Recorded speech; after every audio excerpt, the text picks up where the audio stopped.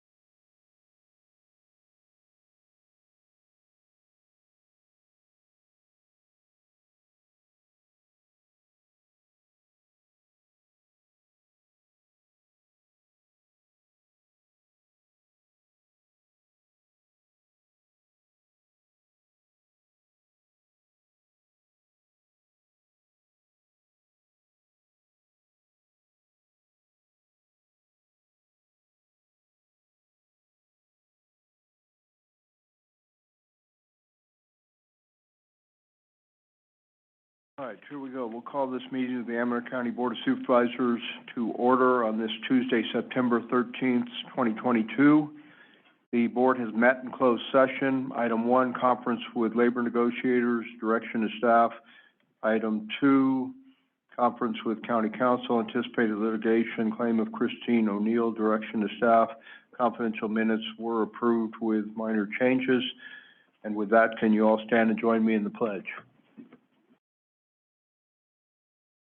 I pledge allegiance to the flag of the United States of America and to the republic for which it stands, one nation, under God, indivisible, with liberty and justice for all. Thank you. Good morning to all. Go into public matters not on the agenda, discussion items only, no action to be taken. Any person may address the board at this time upon any subject within the jurisdiction of the Amador County Board of Supervisors. However, any matter that requires action may be referred to staff and or committee for report and recommendation for possible action at a subsequent board meeting. And there is a 3-minute time limit. Is there any public comment at this time? Mr. Rhodes, I see you coming up first. Mr. Knoblauch, you'll go second. Morning, Larry. Hi, Larry. If you could all sign in for the record, please, that would be appreciated for our board clerk.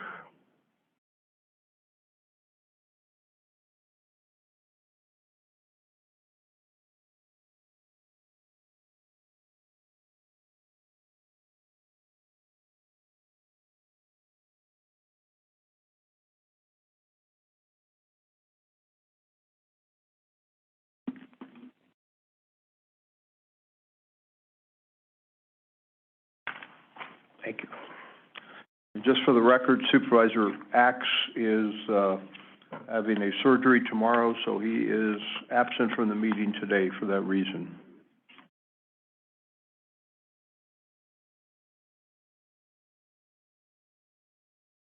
Larry, you can use this one, please. All right, thank you. Talk about the contamination of Mule Creek Prison and CDF. Mr. Scully took some tests on one on Bluebeck Road. It's on the Bull Field, if you know where that's at, it's south of the sewer plant. And the other one is Silva's well.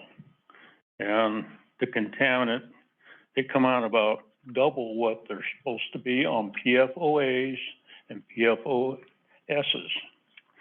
And I'll read what this is a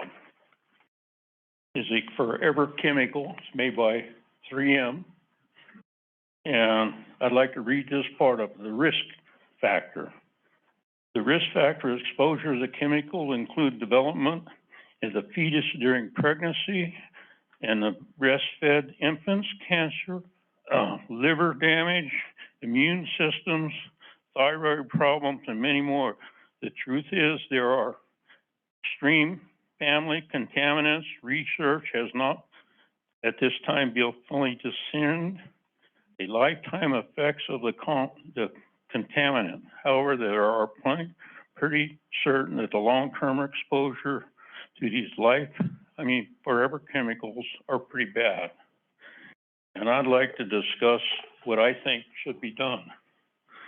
I think there should be some kind of clinic where all the newborn people in the Ione Valley, the babies, cleaned down to Martin's Ranch, should have some kind of test done to them because they breastfeed their babies or polluting their babies. And this is serious. This ain't no kid stuff.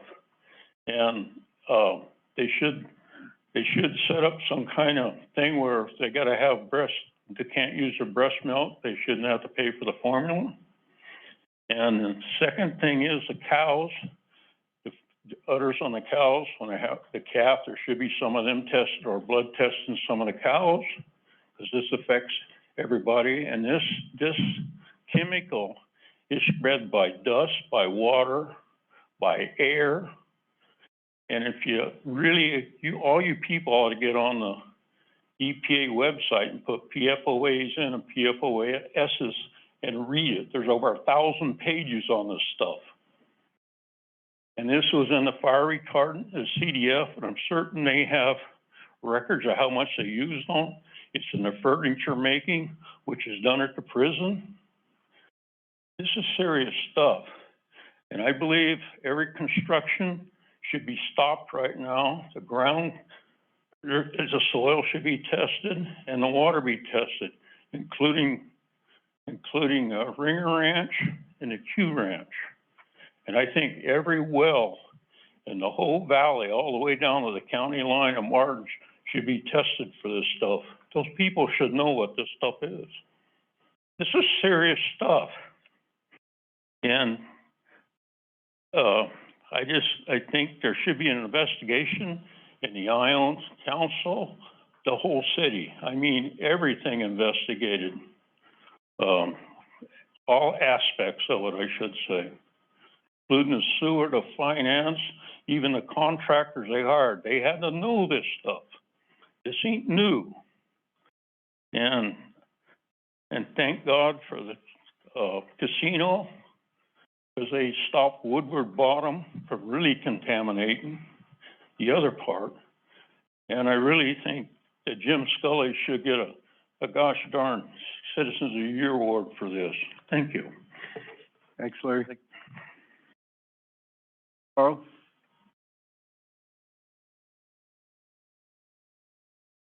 Good morning. Good morning. I'll write my name. It takes a moment for me.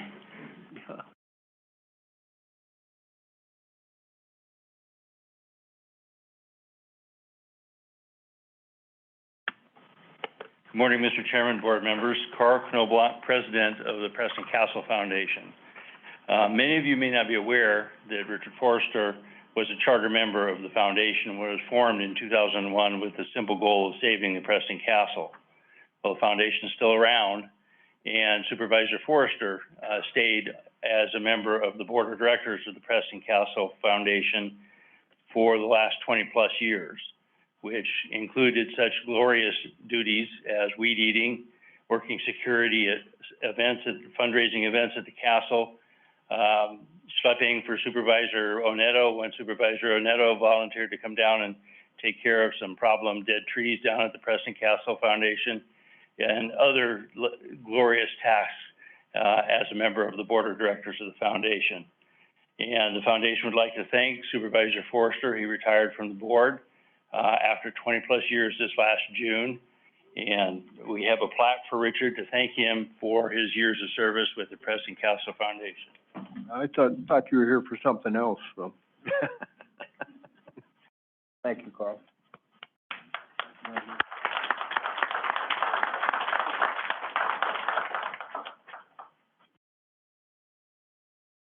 Well, I didn't do as much work as some other people in the castle, and that was about the most miserable job, cutting those trees that day. It was really hot last summer. Well, the heat wasn't so bad, I didn't think, but you were pretty high up in that aerial basket. That was not fun, because I don't like heights, so. But I appreciate Carl and Patty bringing that plaque up, so. All right, Ms. McDonald, good morning. Good morning. Lois McDonald, Jackson, California. I'm here today to talk to you about making a new state of New California. And we have passed a resolution to establish a restored government of California. And this is the reason. The state of California government has allowed the governor to retain emergency authorities originally enacted to assist COVID-19 mitigation. The citizens of California are now into the third year of the emergency authorization, and the mono-party legislature has shown no intention of resuming the authorities that they had readily relinquished to the governor. This is in effect a totalitarian government foisted upon the citizens of California. The governor of California has repeatedly demonstrated his desire to have the state of California withdraw from the United States by referring to this state as a nation state and illegally entering into treaties and agreements with foreign governments, including China and Canada. The state of California government, through gross malfeasance, has created a financial tyranny through excessive taxation, overregulation, and unlawful enforcement by regulators, Working in concert with the corrupt judiciary and state officials, the California government has orchestrated a massive exodus of businesses and citizens out of California, has thus devastated the great California economy. California elections have been corrupt for decades. The state of California government officials have established secret election schemes within counties and school districts with the intent to embrace the plans of an authoritarian form of government. Their aim is to eliminate the state of California's citizens' Republican form of government. The state of California governor and government officials working alongside leaders of foreign governments that are averse to the United States of America facilitate and encourage the flood of illegal foreign nationals into California.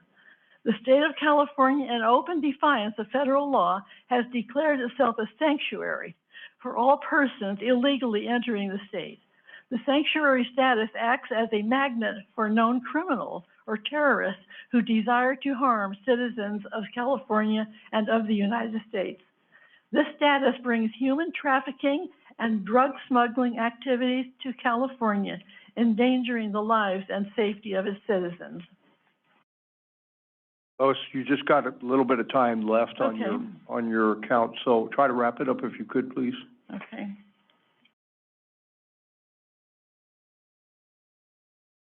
While the state of California drowns in debt, the present governor of California illegally provides over 26 billion California tax dollars each year to support millions of illegal foreign nationals.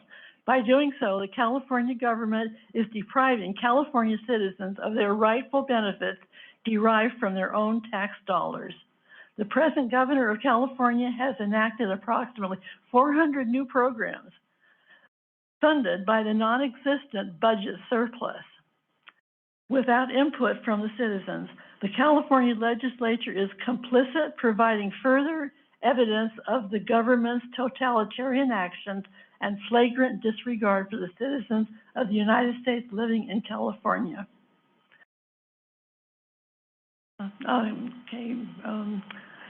Chris Strong will continue reading. Okay. Morning, gentlemen. Board. The California leadership has engaged in corrupt, illegal, and unconstitutional regulatory policies by colluding with non-governmental organizations, NGOs, to stop the distribution of water to farmers in California. Their intent is to destroy farms and fallow land. This forces the sale and the taking of rich farmland by cronies of the governor, corrupt members of NGOs, and foreign governments. Whereas, the true purpose of all government is to provide the general welfare and provide for the protection and security of the governed. And when any form of or organization of government proves inadequate for or subversive to this purpose, it is the right and it is the duty of the people to alter and abolish it. And whereas, the on-the-ground violence and lawlessness all along the southern border of the United States caused by cartels and gangs is extensive, well-documented, and persistent. It satisfies the definition of actually invaded, quote, and invasion, quote, under the Constitution of the United States. And whereas the existing state of California government has not only abused the powers nominally entrusted to it, but with the connivance and active aid of the executive has usurped and exercised other powers that deny the citizens their God-given rights protected by the constitutions of the United States and of the state of California.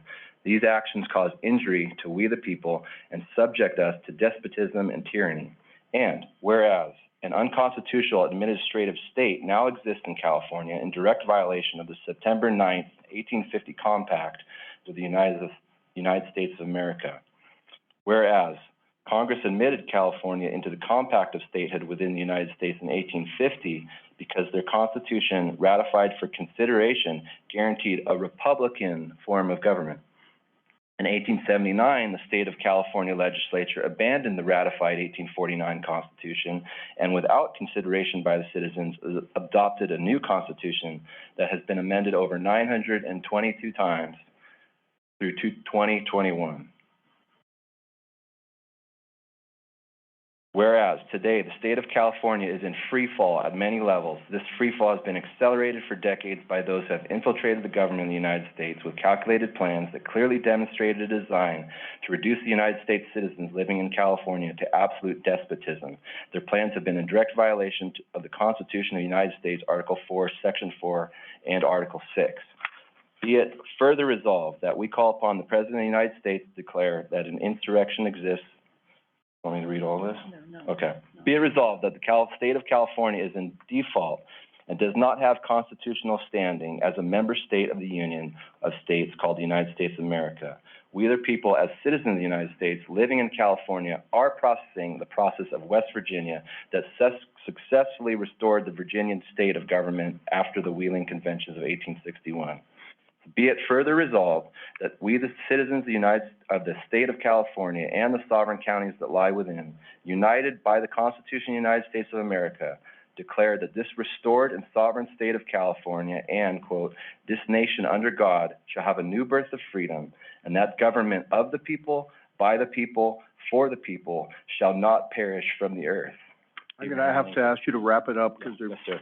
Okay. Therefore, be it further resolved, the delegates of the counties listed below, and we have 26 Assembly and 32 Senate people. We've got this, we're forming this, it's been going on for years. Delegates of the counties listed below resolve to devise such measures and to take such action that assure the safety and welfare of the citizens of California.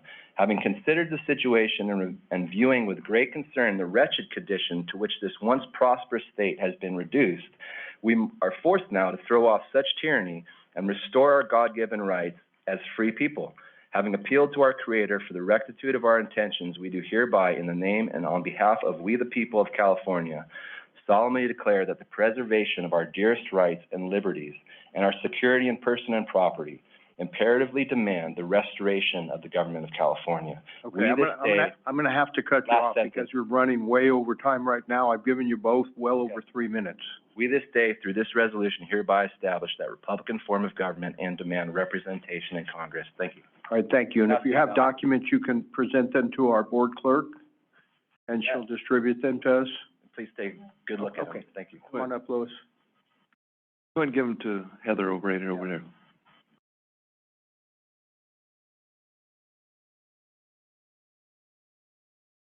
All right, thank you.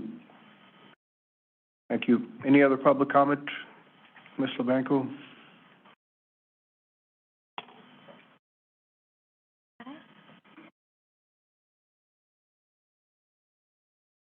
Good morning, Jamie LeBanco, Fiddletown, District 5, and it's an exciting time of year in our part of the county because we're in the middle of harvest, and I thought I would just give you a brief update.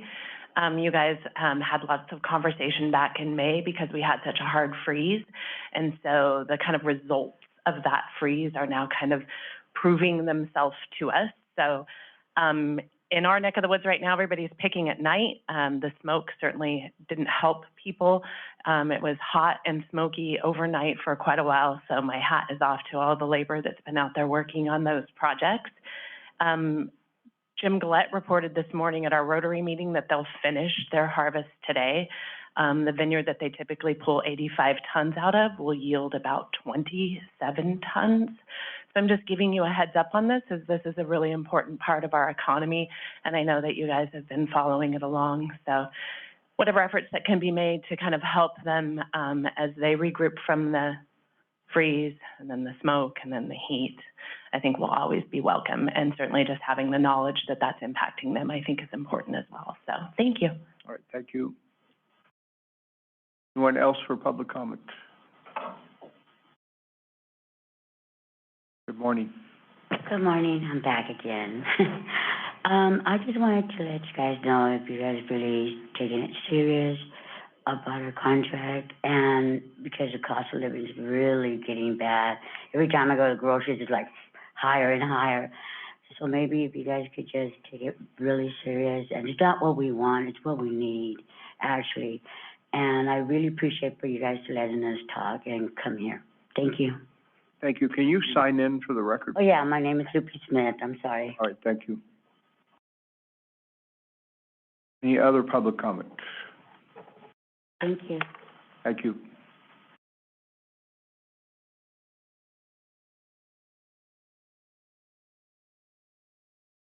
Morning.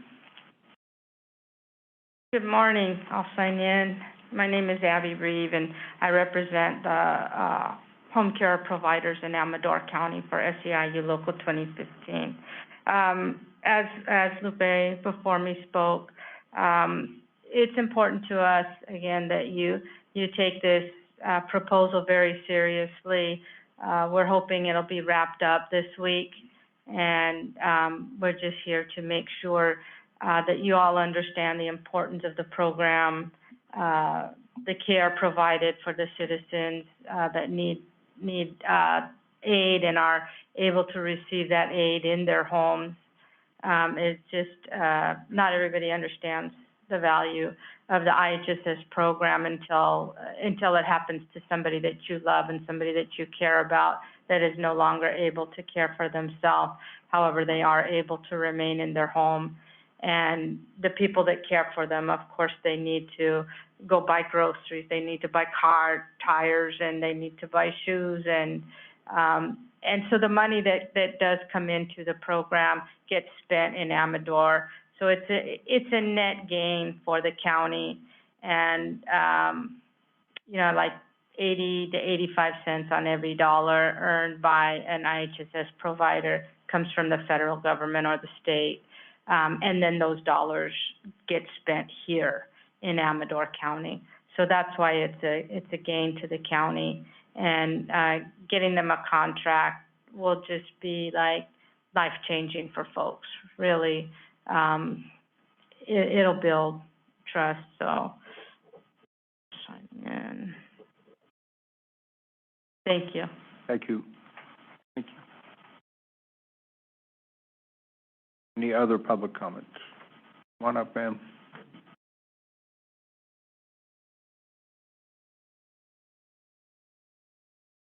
Morning. Good morning. Hi, I'm the Drano lady, if you remember. We talked about Drano, how important, how we used to do with the hanger again. I know the folks are laughing, but it's true. Seniors can't afford it. And you know as well as I'm sure you've been reading what's happening with the silver tsunami and how important long-term care be available. And it is important to this community. As I said before, I see myself as a freshman. I'm 53 years of age. And this program is important to me overall because I want to ensure that it's available to me when I need the care.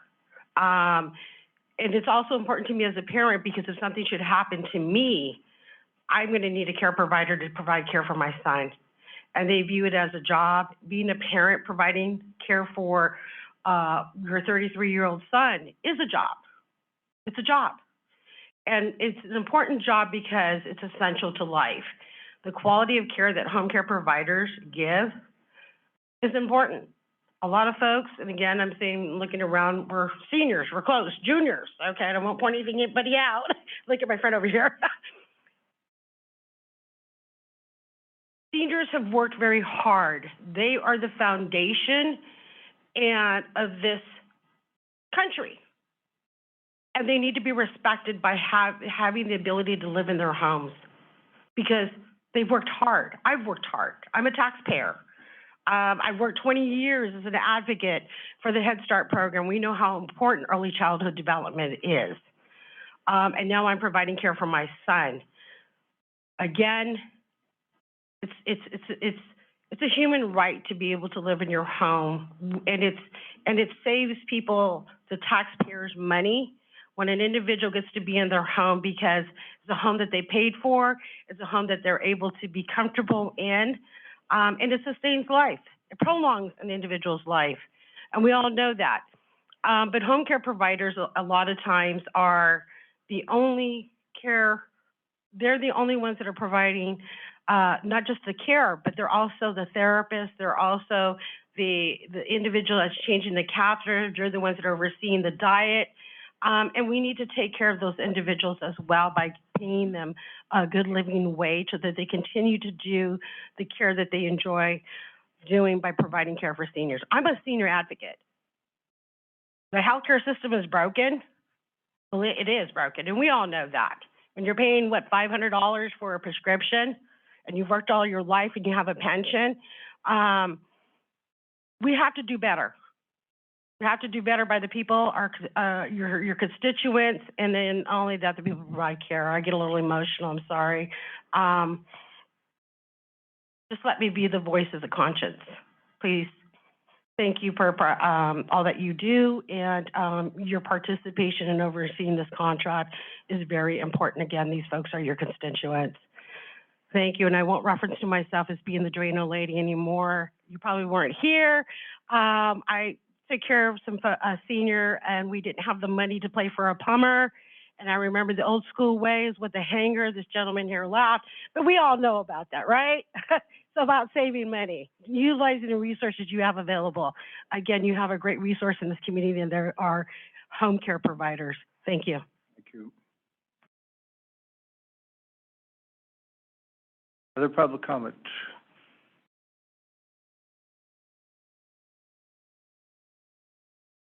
All right, seeing none, I'm going to take it to Supervisor Brown. Had a few comments? Yes, thank you. I had a meeting with Jackie Vaughn last night, and she's out of the Lockwood Neighborhood Watch, Neighborhood Radio Watch program, and she's wanting to invite everyone to meet Ellen Thompson, who is the founder and advocate of Neighborhood Radio Watch, and that'll be on September 24th from 10 to 12 noon at the Lockwood Fire Station, Station 152, at 19715 Shake Ridge Road in Volcano. Also, Lockwood Fire Station is having a pancake breakfast the same day from 8 to noon. So come have a pancake breakfast in the morning and go listen to Ellen late morning. The pancake breakfast will be at Station 151 at 23141 Shake Ridge Road. Thank you. All right, thank you. Any other board comments? Any other public comment? If not, we'll close public comment and go to our next agenda item, which is approval of the agenda. We do have one addendum, which I will put as item 4K after the minutes. Move to approve the agenda with that correction.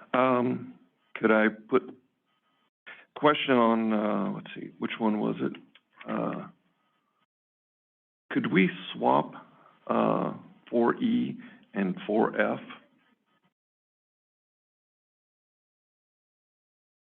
For what purpose? For the purpose that one is talking about ADUs, and then we're talking about detached rooms, so it may interfere. That's easy enough to do. Okay. Okay, with that change, Those changes, I move. Second. So moved by Supervisor Cruz, second by Supervisor Brown to approve the agenda with those changes. Any further comments? All those in favor? Aye. All opposed, motion carries 401. Approval of items on the consent agenda. The move. Second. Moved by Supervisor Brown, second by Supervisor Cornetto. Any further discussion? All those in favor? Aye. Aye. All opposed, motion carries 401. Go to our regular agenda at this time. Item 4A, update by our Amador County Health Officer, Dr. Rita Kerr, on the COVID-19 situation in Amador County. Good morning. Morning, Dr. Kerr. If you could hold on just a second, so I'd like to see your face when you're speaking.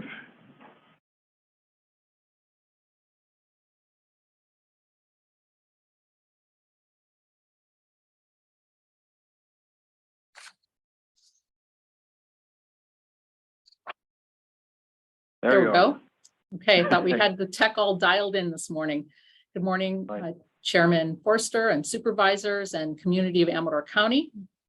Here with my monthly COVID-19 situation report for Amador. The COVID activity level in Amador County has remained steady over the past month.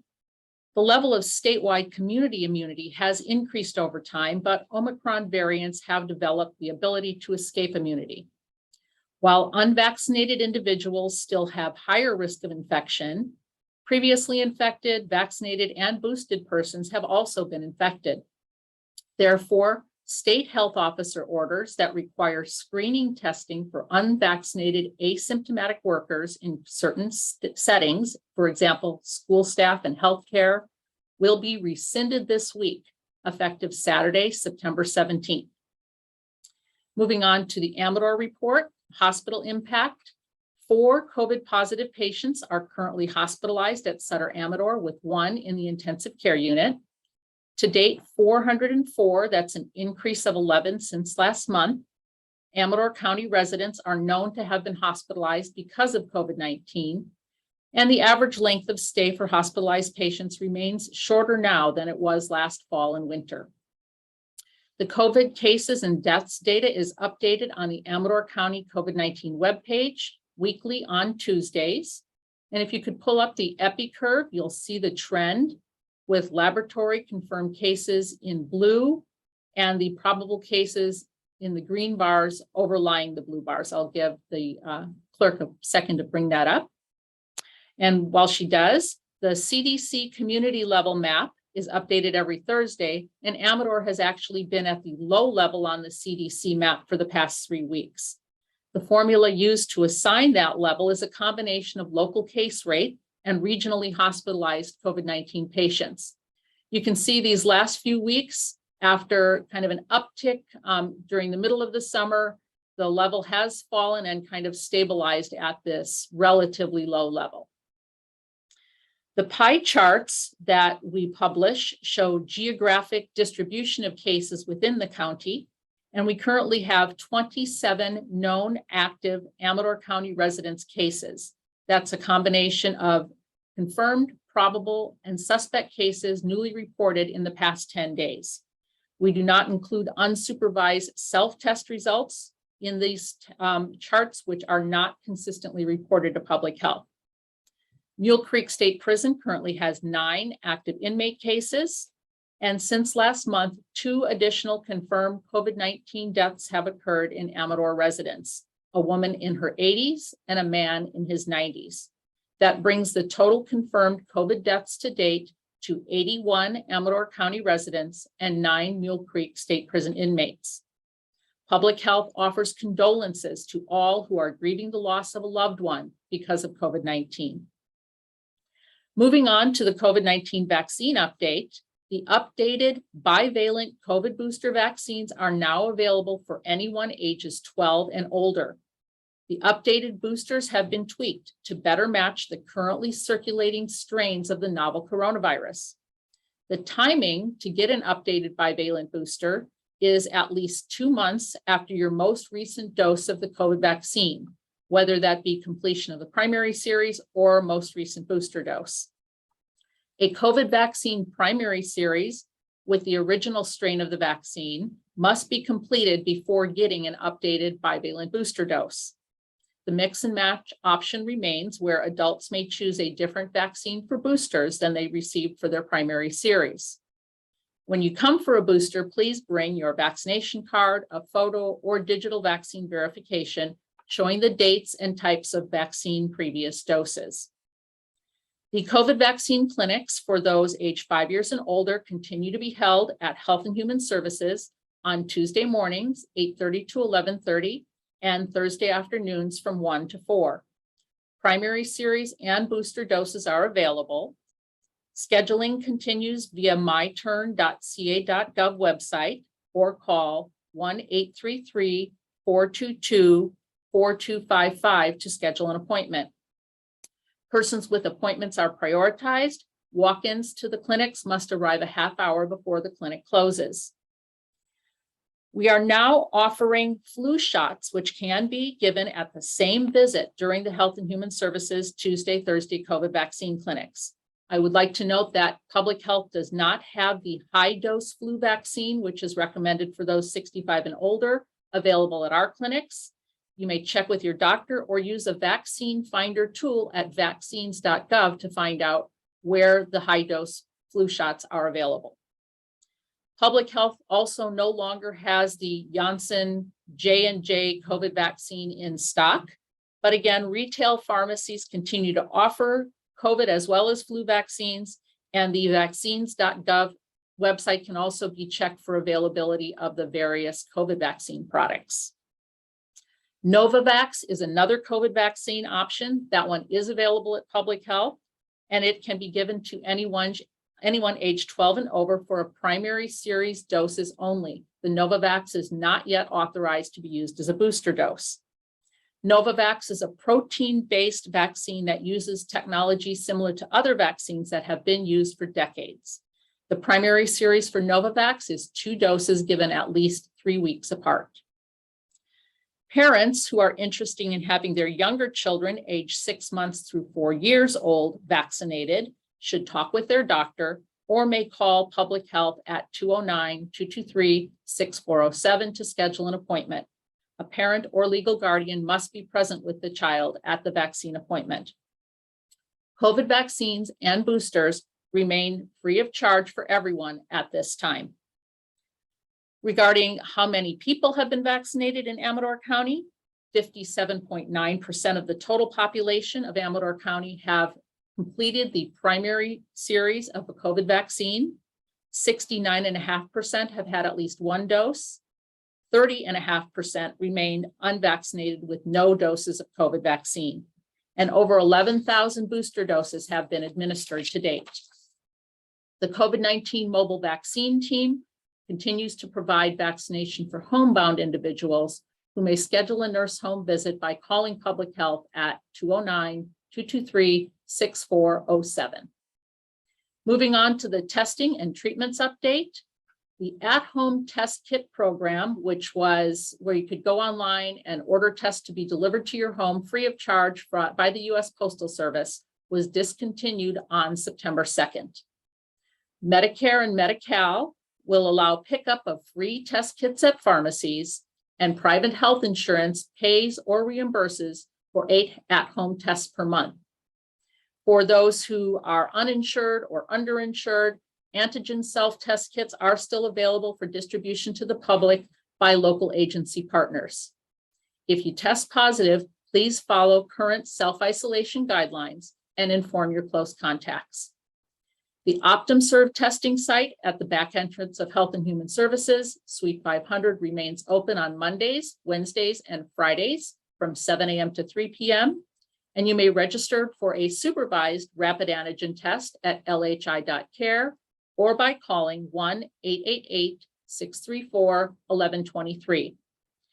PCR swab collection for send off to a lab for testing continues to be available upon request at the OptumServe test site. And masks continue to be required in healthcare settings, including at both the vaccination and testing clinics. The OptumServe also continues to offer the Test to Treat program, where persons who test positive for COVID-19 that are at elevated risk for severe illness are offered an on-site telehealth visit to speak to a provider about oral antivirals, Paxlovid or Molnupiravir, and leave the site with treatment in hand if they're eligible. The medications are provided free of charge. These treatments work best when started as soon as possible after symptom onset. It must be within 5 days. It is necessary to bring a complete list of all the medications and supplements you're taking with you to the test site so that the provider can screen for potential drug-drug interactions. Healthcare providers, such as your own doctor or an urgent care clinic, can also prescribe the antiviral medications to symptomatic persons who are at increased risk for severe illness from COVID-19.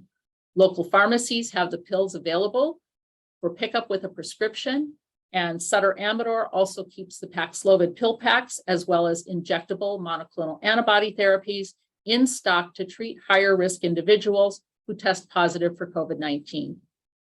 Prevention is still the best medicine. Being vaccinated and getting an updated booster remains the safest way to protect yourself from serious illness, hospitalization, and death from COVID.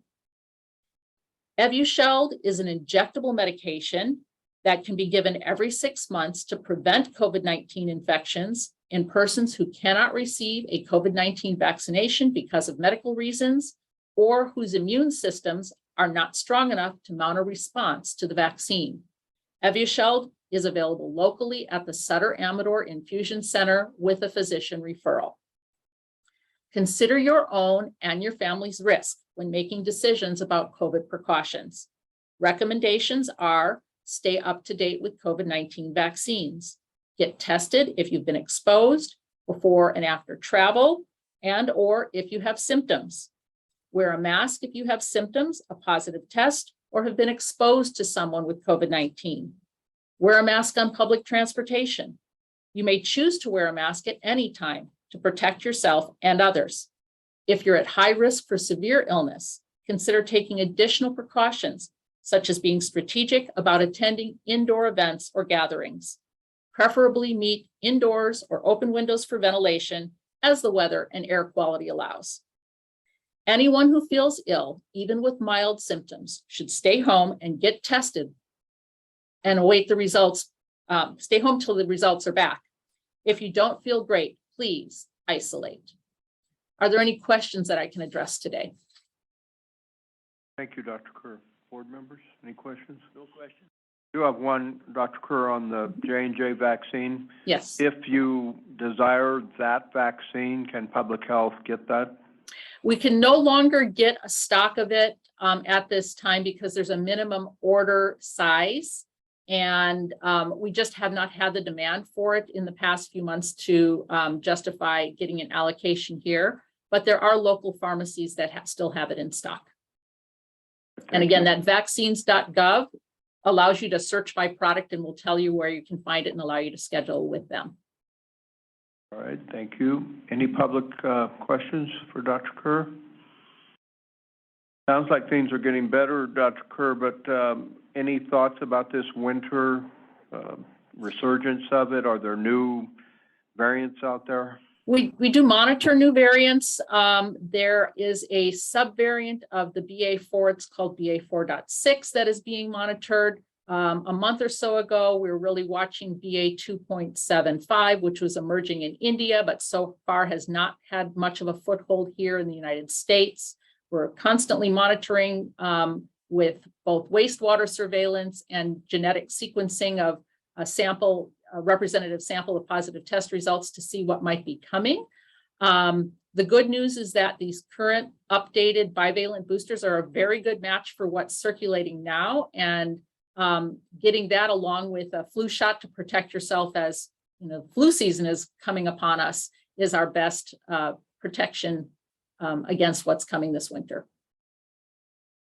Thank you. It must be getting better. I saw New Zealand took off all restrictions just recently, so. It's good. Okay, no further questions. You got off easy this morning. I have one. Oh, okay. Here it comes. No Zoomers either? Couldn't help it. Dr. Kerr, yeah, pretty extensive report, a lot of information. I guess question I have is, are we looking at adverse reactions?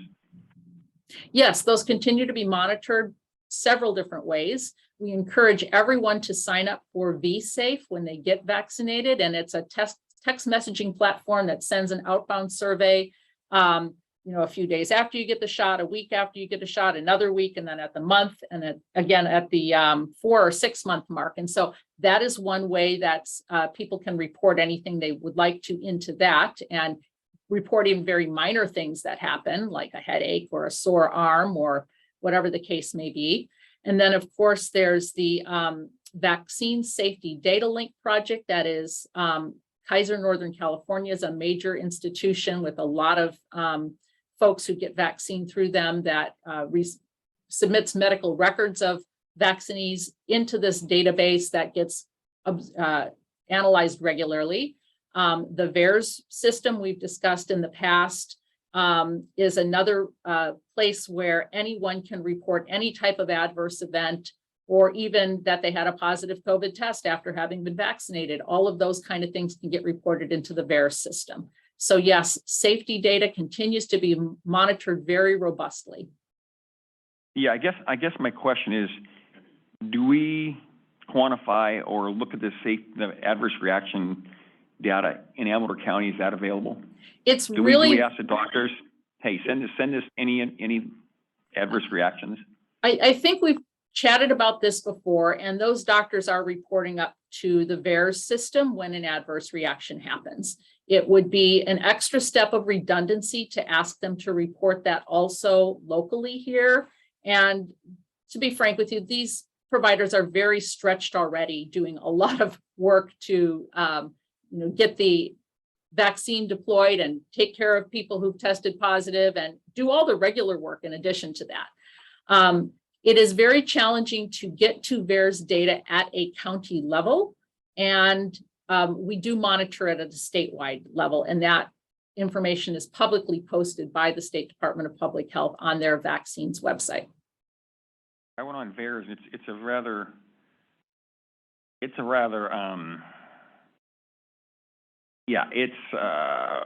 very hard to get information for a layperson. Is there any way you could ever pull that information up for the board as far as what's coming out of Amador County? I have looked into that at your request a few months ago, and it is, as I said, very challenging to get county level data out of VAERS.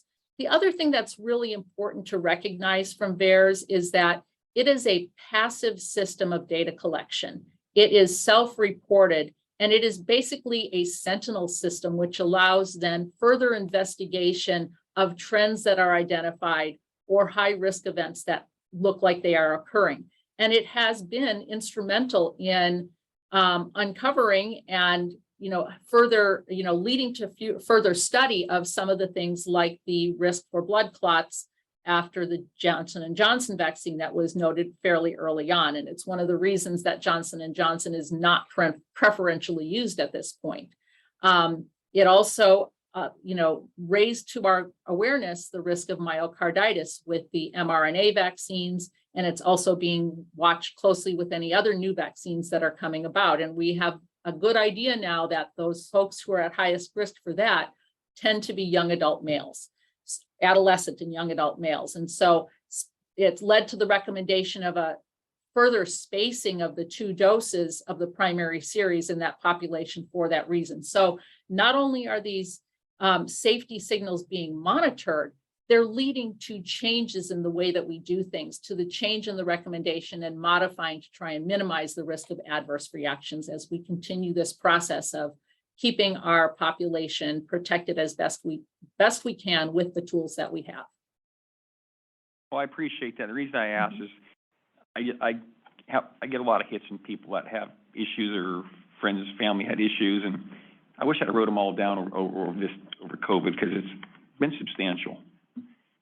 And like the one person you said might be heart medicine, I talked to him. He wasn't on any heart medicine. But anyway, thank you. You're welcome. Any other comments? If not, Dr. Kerr, thank you very much. You're welcome. All right, we'll go on to our next agenda item. 4B, Behavioral Health, resolution declaring September 2022 as National Suicide Prevention Month and September 10th as World Suicide Prevention Day.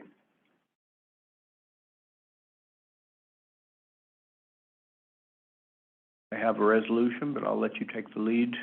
Thanks. Actually, we have a presentation for you guys today. Okay. That's okay. Right. We always come up here and we, say why we need to be aware of suicide prevention and why we do the education, and we kind of do a little spiel, but we're not really sure everyone really understands what we do all year round. So that's what we're here to do today. So this is our coalition, some members of our coalition. We have a suicide prevention coalition that meets monthly, and thanks for letting us be here. So kind of just some background on where we got started do you just want me to say next slide? Okay, so yeah, we can move on to the next slide.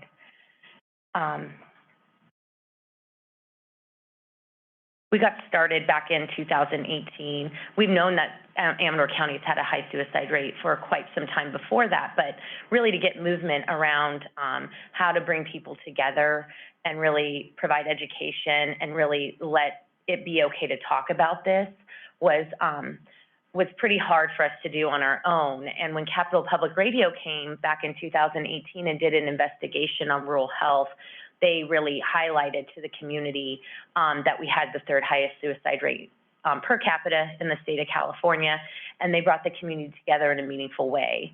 and really helped us start that conversation.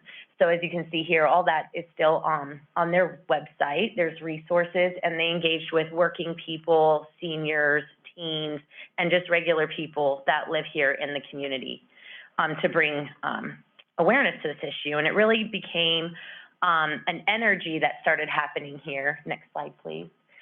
Where we realized the whole community needs to be a part of this solution. This isn't a behavioral health issue. This isn't it is a public health issue, but it's not their responsibility solely to address. It is a community issue. We realized at that point that it isn't necessarily the people that come to behavioral health that are dying by suicide, but it's our older population, our neighbors, our kids, our friends, our family. So it's really all of our responsibility. And that's where we found that energy to start Amador Speaks. And ever since October of 18, we have been meeting monthly. And it is Amador County's first suicide prevention coalition. And SPEAK stands for Suicide Prevention, Education, Awareness, Knowledge, and Support. And the reason we chose SPEAKS was because no one was talking about it. And this coalition really tries to bring light to our high suicide rates and try to do work to prevent them. So our membership are people from the community. A few of us from behavioral health go, but mainly it's community members doing what they can to address certain things that's going on. And we're going to talk to you more about that in a second. So Debbie's going to come up now and kind of take over. I'm Debbie. I'm on the committee. I'm close advocate Sierra Wind. And the trainings that they have the Living Works Start, which that one, it helps people learn to identify what the signs of suicide are. And then you move forward to Safe Talk, which I was able to take like in 2019 by Tammy, and I think that was the last in-person training, and they don't do that on Zoom right now, but that one learns people to engage people. Once you identify that somebody is considering suicide or has signs of suicide, how do we engage them? It's okay to say suicide. That helps take away the stigma. And the QPR, of course, question, persuade, refer. And the point of that is really just to get everyone out in the community. It just starts branching out like a big tree, is once we train, teachers, community, just regular residents, haircut salons, all that. And other one, I would have to L. Radifolio. Thank you, Radifolio. That one I have not taken, so I had to look it up. And it says it educates the Spanish community of the signs of suicide, that it is okay to talk within their culture and how we talk within their culture and respect their culture by also being able to help them. Next slide, please. Now, this is the data. Data is everything to me. And our data subcommittee, reviews the local death data and compares it to the state and other small county data. It helps identify what our unmet needs are in our county. And in a rural county, meeting the unmet needs is a matter of life and death sometimes. And for example, I noticed in the data that the chronic illness and chronic pain groups together was at that point the #1 cause of suicide in our county. I live with lupus. I know what it's like to be in chronic pain and have chronic condition and the isolation and the desperation of that. I have tried to commit suicide, but I have come out through the other end. And I now am, since February, I work at Sierra Wind. I thought 15 years on disability, and it is possible. And everybody deserves to have that hope and a chance to contribute to the community. Thank you. Great, and now we have the California Department of Public Health is going to talk about some of our local and statewide data, just so you guys can kind of get a picture of where we're at with that. I think Renee, are you on there? It's Renee Bradley.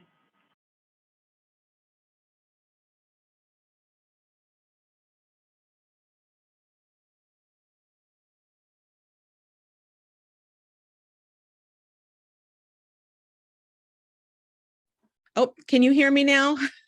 I'm so Yes, sorry. It we- wasn't allowing me to unmute myself. Thank you so much. You can go ahead and advance to the next slide. I just want to say thank you all for inviting us. I'm going to try to give a really high overview of really some of the data about that speaks to what's going on with regards to suicide as well as self-harm behavior, both at the state level and here in Amador County. So at CDPH, we have 3 specific programs that focus directly on suicide prevention, including a newly established Office of Suicide Prevention, which is funded via our state general funds. We also have a comprehensive suicide prevention program that we receive grant funding from the Centers for Disease Control and Prevention, so federal funding, and also federally funded. We have our California Violent Death Reporting System, CalVDRS, which allows us to collect data on violent deaths. In public health, we consider suicide a self-directed form of violence. So within CalVDRS, we get additional data on the context and circumstances surrounding violent deaths and aim to use those data to prevent those types of deaths. It's really exciting because I'm just happy to hear that Amador County participates in our CalVDRS program, and we've been partnering with you for the last couple of years within the context of our comprehensive suicide prevention program as well, to just support your efforts to prevent suicides in Amador. Go ahead and advance to the next slide, please. So this just gives a very high level overview of the number of deaths throughout the state in California. And what you'll notice here is, the deaths have pretty much been maintained, steady over the last 10 years or so, with the exception of when we get into 2019 going into 2020, there is a slight decline. And that was somewhat surprising given 2020 is when we really experienced the start of the COVID-19 pandemic. But I want to just make note, and although that was something that was a trend seen in other countries and other states, we did do a little bit of digging to identify that this was not, suicide did not decline for all demographic groups. Next slide, please. So while the number of suicides overall in the state did decrease going into 2020, there were certain rates for subgroups that did increase, and largely it was our youth. So when we looked at 10 to 18-year-olds, we saw an increase in the number of suicides going into 2020. And then when we further looked at different subgroups within youth, broadening the age range to 10 to 24, we saw increases in the accounts for suicide for youth who are Black, youth who are Hispanic, as well as female youth. And then we also saw use of firearms as a mechanism for suicide increased in 2020, which is in alignment with the increase in firearms sales that we saw in our state as well. Next slide, please. So we also look at trends in self-harm emergency department visits as just another indicator of suicide within the state. And it was a little bit of a different pattern. So we looked at the self-harm ED visit rates in 2019 compared to 2020 and also the first half of 2021. And rates were highly comparable across the years, with the exception of the few months at the very beginning of the COVID-19 pandemic. So around March through April of 2020, we saw a decline in ED visits, and that was likely because, again, folks are being told to stay home, maybe some concern about going into a hospital setting. But then we saw, again, return to prior levels by July. But once again, we did do a little bit more digging and found that there were some increases during the pandemic in these self-harm emergency department visits for some subgroups, and that included females. Again, our youth aged 10 to 18, as well as Californians who are Hispanic, Asian or Pacific Islander, or multiracial. Next slide, please. All right, so here are data from your specific county. All right, so I'm going to present the same thing. We've got the suicide rates and then the self-harm emergency department visit rates. And what you'll see here is Amador County does rank second highest in the state out of all 58 counties for suicides during the period from 2018 to 2020. So, and I've just given you what the rates are here. So we've got 35.5 per 100,000 residents compared to the state, which is 10.9. I've also given you a little bit of some breakdowns regarding the suicide rates among the sort of highest demographic groups. And you'll see the highest suicide rates are among first people who are white, followed by older adults, and followed by males. And also, just for your reference, firearms were used in 62% of suicides in Amador County. And I just want to mention the trends that you're seeing here are trends that we also see in other rural counties, especially those in rural counties sort of near you. Next slide, please. And then sort of similarly, when we look at the self-harm emergency department visit rates, once again, we see Amador County ranking first in the state within the 2018 to 2020 period. It's an astronomical rate, I want to say. It's 282.1 per 100,000 residents in comparison to the state rate, which is 80. But I do want to mention Amador, as you know, is a very small county. So even though this rate is very high, it really only reflects a handful of individuals. Although again, all lives matter. So we want to be able to address these issues, even though, it's a high rate, it's not a huge burden within your community because it's only reflective of a handful of individuals. But once again, we looked at the breakdown of the different demographic groups, and we found that the self-harm ED visit rates are highest in your county among people who are Black, people aged 25 to 44, and males as well. Next slide, please. All right, so these are just— Do these stats include the prison too, or is the prison outside of this? So our data are death data. So we receive those data really from your coroners and medical examiners. So if it was an individual who died in your county, we would have received the death certificate, and then yes. For the ED visit data, it would be individuals who were brought to one of your local emergency departments. So you might know better than I would in terms of whether individuals who are incarcerated, if they are brought to an emergency department or if they are treated internally. If they're treated within the institution, they would likely not be included in the ED data. Thank you. Stephanie, maybe you can address this after we're done. Go ahead, ma'am. Thank you. Thank you. Yeah, this is my final slide, and it really just gives, it links to our different data-focused products. So if you're interested in more information about suicide and suicide trends and self-harm ED visit trends, please check out our website and let me know if you have questions. Thank you. Thank you. Have some more of our presentation, and then we'll go into those questions, if that's okay. We only have like a couple more slides, or do you want to? Okay. Go ahead. Go ahead.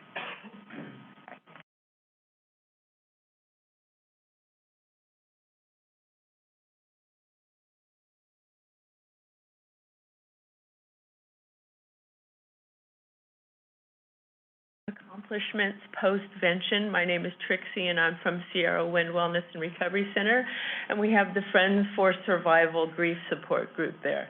So discussion and review of previous post-vention efforts highlighted that there was no grief support specific to suicide loss in our county. So 6 years ago, a dear friend of mine took his life here in Jackson, and at that time, I thought I would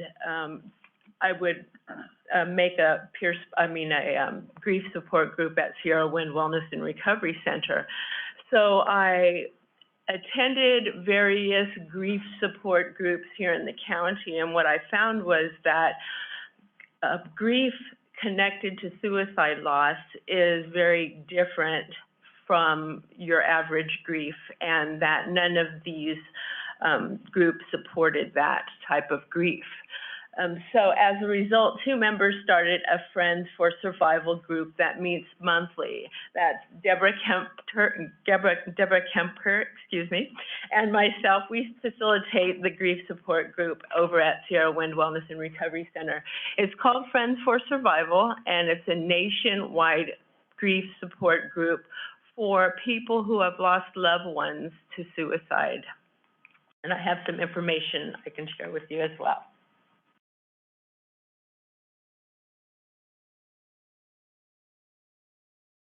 We're very happy to be able to.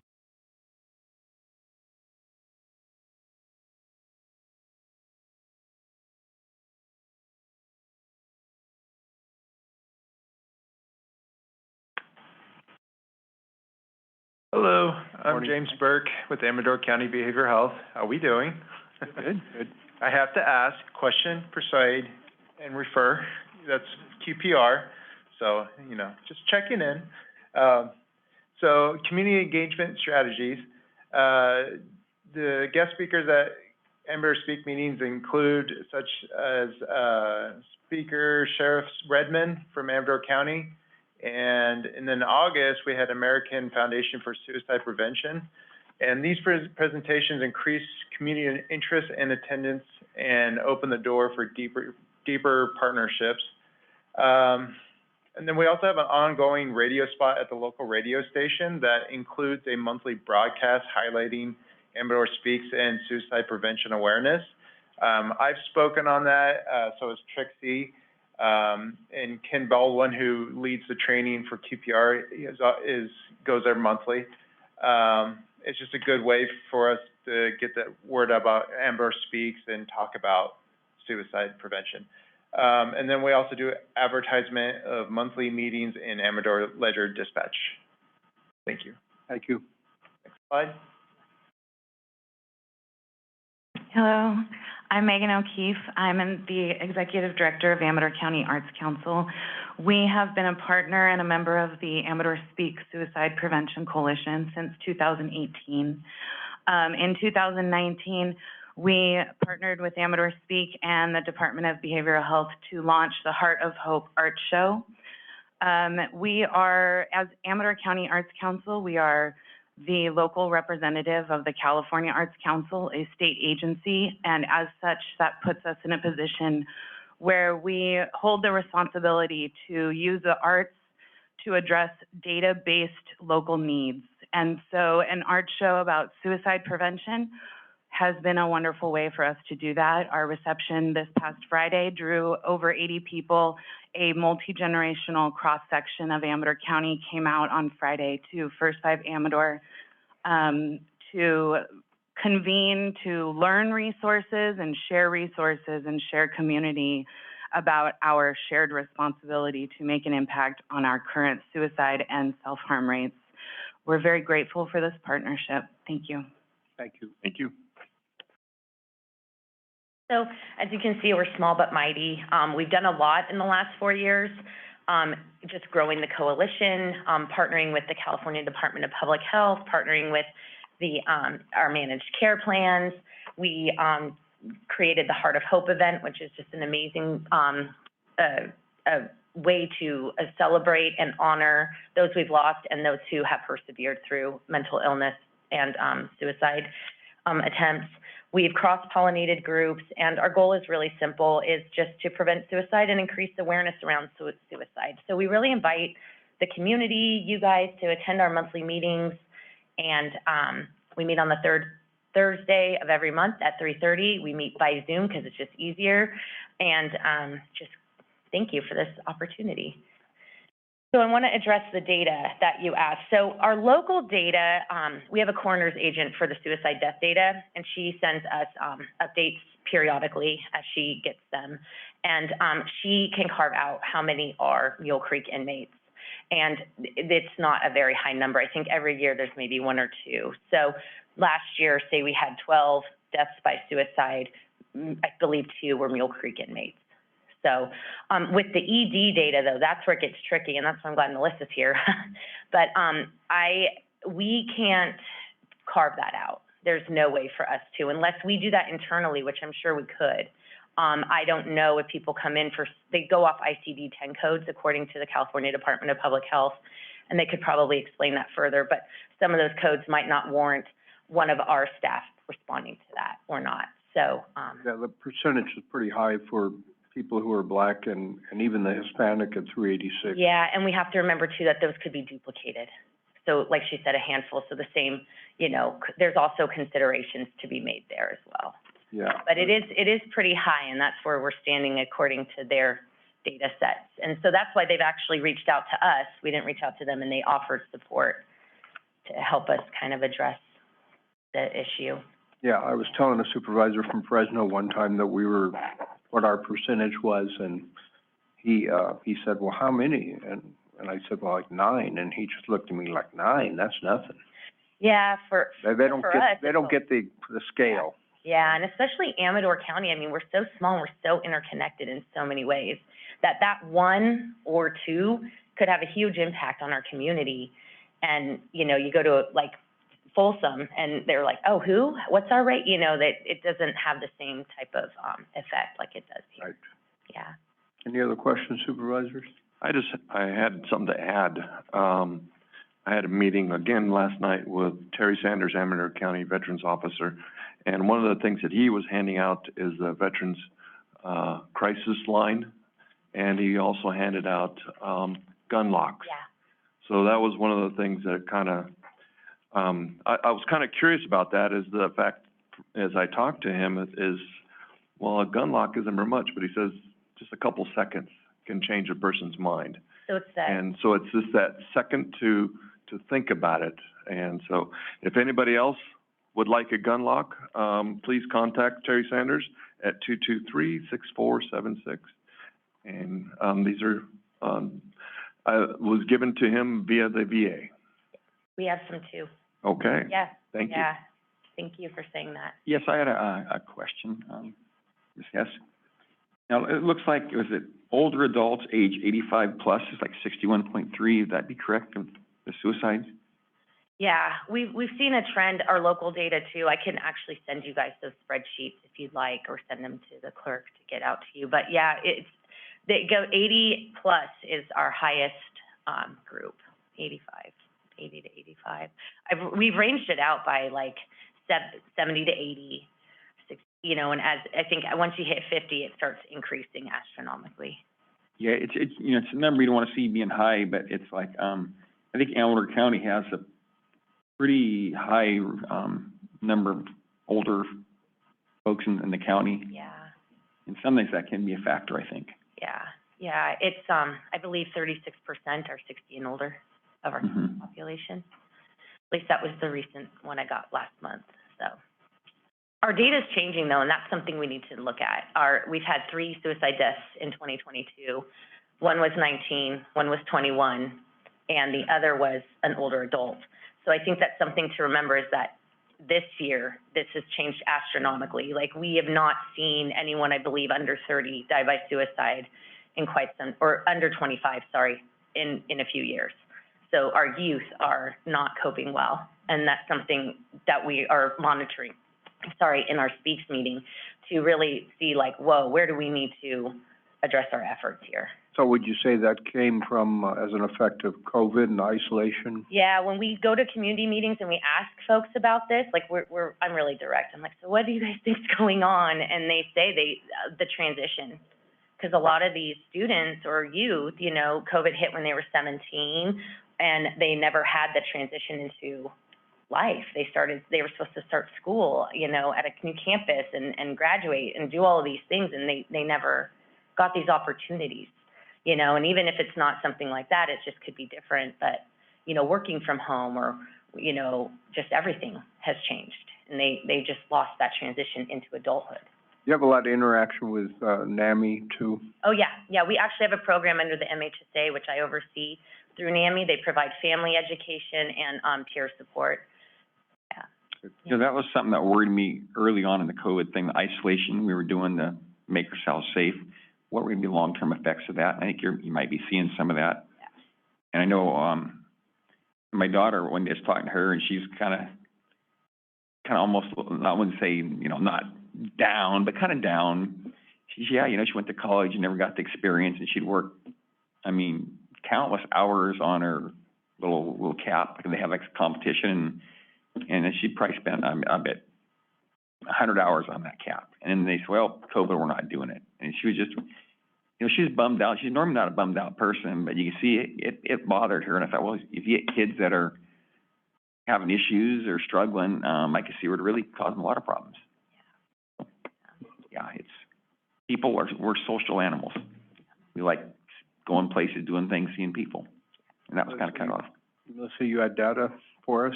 Yeah, I just wanted to bring up about go back to the data related to the prisons. When our crisis workers get called to the emergency room for 5150 evaluations, we typically do not get called for a Mule Creek inmate. If they come there and they need treated for whatever, if it was a suicide attempt or self-harm, we're usually not called to assess those, so those wouldn't be in our data. because they have a mechanism, if they have safety planning and stuff in the prison, they do that internally. So because we can't place an inmate on a 5150 and send them out to a 5150 facility. So for our data, we don't see them. So we wouldn't know that for us. And just to add on to the discussion about the youth, that we are also, our crisis workers are seeing a lot more youth in the ER for suicidal ideation and self-harm. So that is increasing. Yeah, I talked to a lot of kids, and I heard from a lot of them, they said they weren't happy. Mm-hmm. They don't see their friends, and it's important to them. As far now, somebody injures themselves, you know, trying to commit suicide severely, or, you know, a lot of them do go to the hospital, don't they? Mm-hmm. Yeah. Yeah. Now, that would reflect in the numbers. Mm-hmm. Yeah. But there's still high numbers any way you look at it. Mm-hmm. Yeah.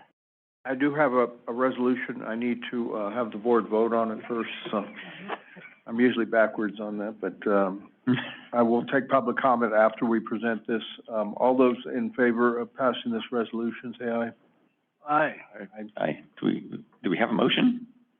No, I guess not. Go ahead. I just. Motion to- Asked again. Who wants to make the motion? I'll make a motion. All right, Supervisor Neto? Make a motion to pass resolution, yeah. Supervisor Crew? Second. Moved and second. Now, all those in favor? Aye. All opposed. All right, I'm gonna read this for you. Let's see, resolution recognizing the week of September 4th through September 10th, 2022 as National Suicide Prevention Week, and the month of September as National Suicide Prevention Month. Whereas the week of September 4th through September 10th, 2022 is National Suicide Prevention Week, and the month of September is National Suicide Prevention Month, a time in which individuals, organizations, and communities around the country join their voices to amplify the message that suicide can be prevented. And whereas it is recognized that people of all ages benefit from common tenets of wellness, such as access to effective health and behavioral health care, social support, and a sense of meaning and purpose. And whereas attitudes and perceptions about aging, behavioral health challenges, and suicide have a significant impact on individual wellness and the willingness to reach out for support and services that can alleviate distress. And whereas cultivating and maintaining wellness is a lifelong pursuit, and individuals of all ages can benefit from integrating wellness into their daily routine to prevent or reduce the severity of a broad range of health and behavioral health problems. And whereas knowing the signs of suicide, finding the words to talk with someone that may be thinking about suicide, and reaching out to local resources are actions everyone can take to care for themselves and others. And whereas all Californians are urged to take action for suicide prevention and promote mental health and wellness as we strive towards zero suicides. And whereas September 4th through the 10th is recognized across the United States as Suicide Prevention Week, and September is recognized as National Suicide Prevention Month, providing the opportunity to educate and engage everyone in our community to find their role in suicide prevention. And the resolution is duly passed this day, and we'll present it to you, Stephanie.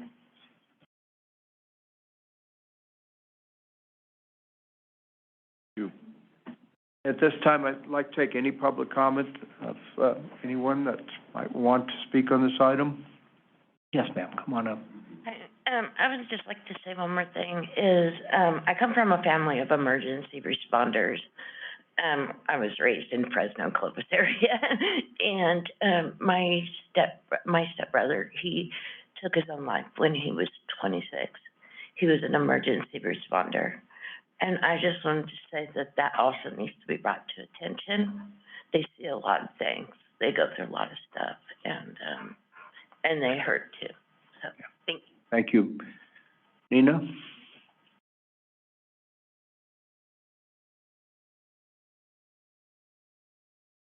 Morning, Nina Machado. I'm the First Five Amador Executive Director, and we were pleased to partner with the Small But Mighty team that you saw behind us. They did an excellent job with the event. We still have the art that's up and displayed at First Five Amador, so I encourage you to come by. They're just, it's a wonderful display. And to let you know, we partner with them ongoing, with perinatal wellness for, families who might be experiencing postpartum depression and anxiety, provide services, to children early on, and support parents, grandparents and such. So it really is, in Amador County, a robust system of support, that we offer to, prenatal through, 100 years old. So I'm very proud to be a partner with this group. So thank you. Thank you. Thank you. Any other comments? All right, hearing none, we'll move on to our next agenda item. Chamber of Commerce discussion and possible action relative to an update by Matt Toma, Chamber President, on activities facilitated by the Chamber as the previous fiscal year, and approval to release the budget of funds in the amount of $80,000 for fiscal year 2022-2023. Good morning. Morning, Chairman Forrester, Supervisor Brown, Supervisor Crew, Supervisor Oneto, and we wish Supervisor Axe a speedy recovery. My name is Matt Toma, President of the Amador County Chamber of Commerce, and we're just quickly here today with our Vice President, Kevin Barnett, and our newly hired Executive Director, Brad Bernard, to thank you for graciously giving us some funding earlier this year. And as promised, wanted to come back and, kind of give you guys an update, obviously, of where, some of this money is being spent. Kevin has handed out a package to you guys that kind of shows some of the work we've been doing so far this year with some of the, not just business, but obviously tourism-related flyers, brochures, e-blasts, some of the stuff that we've been involved with.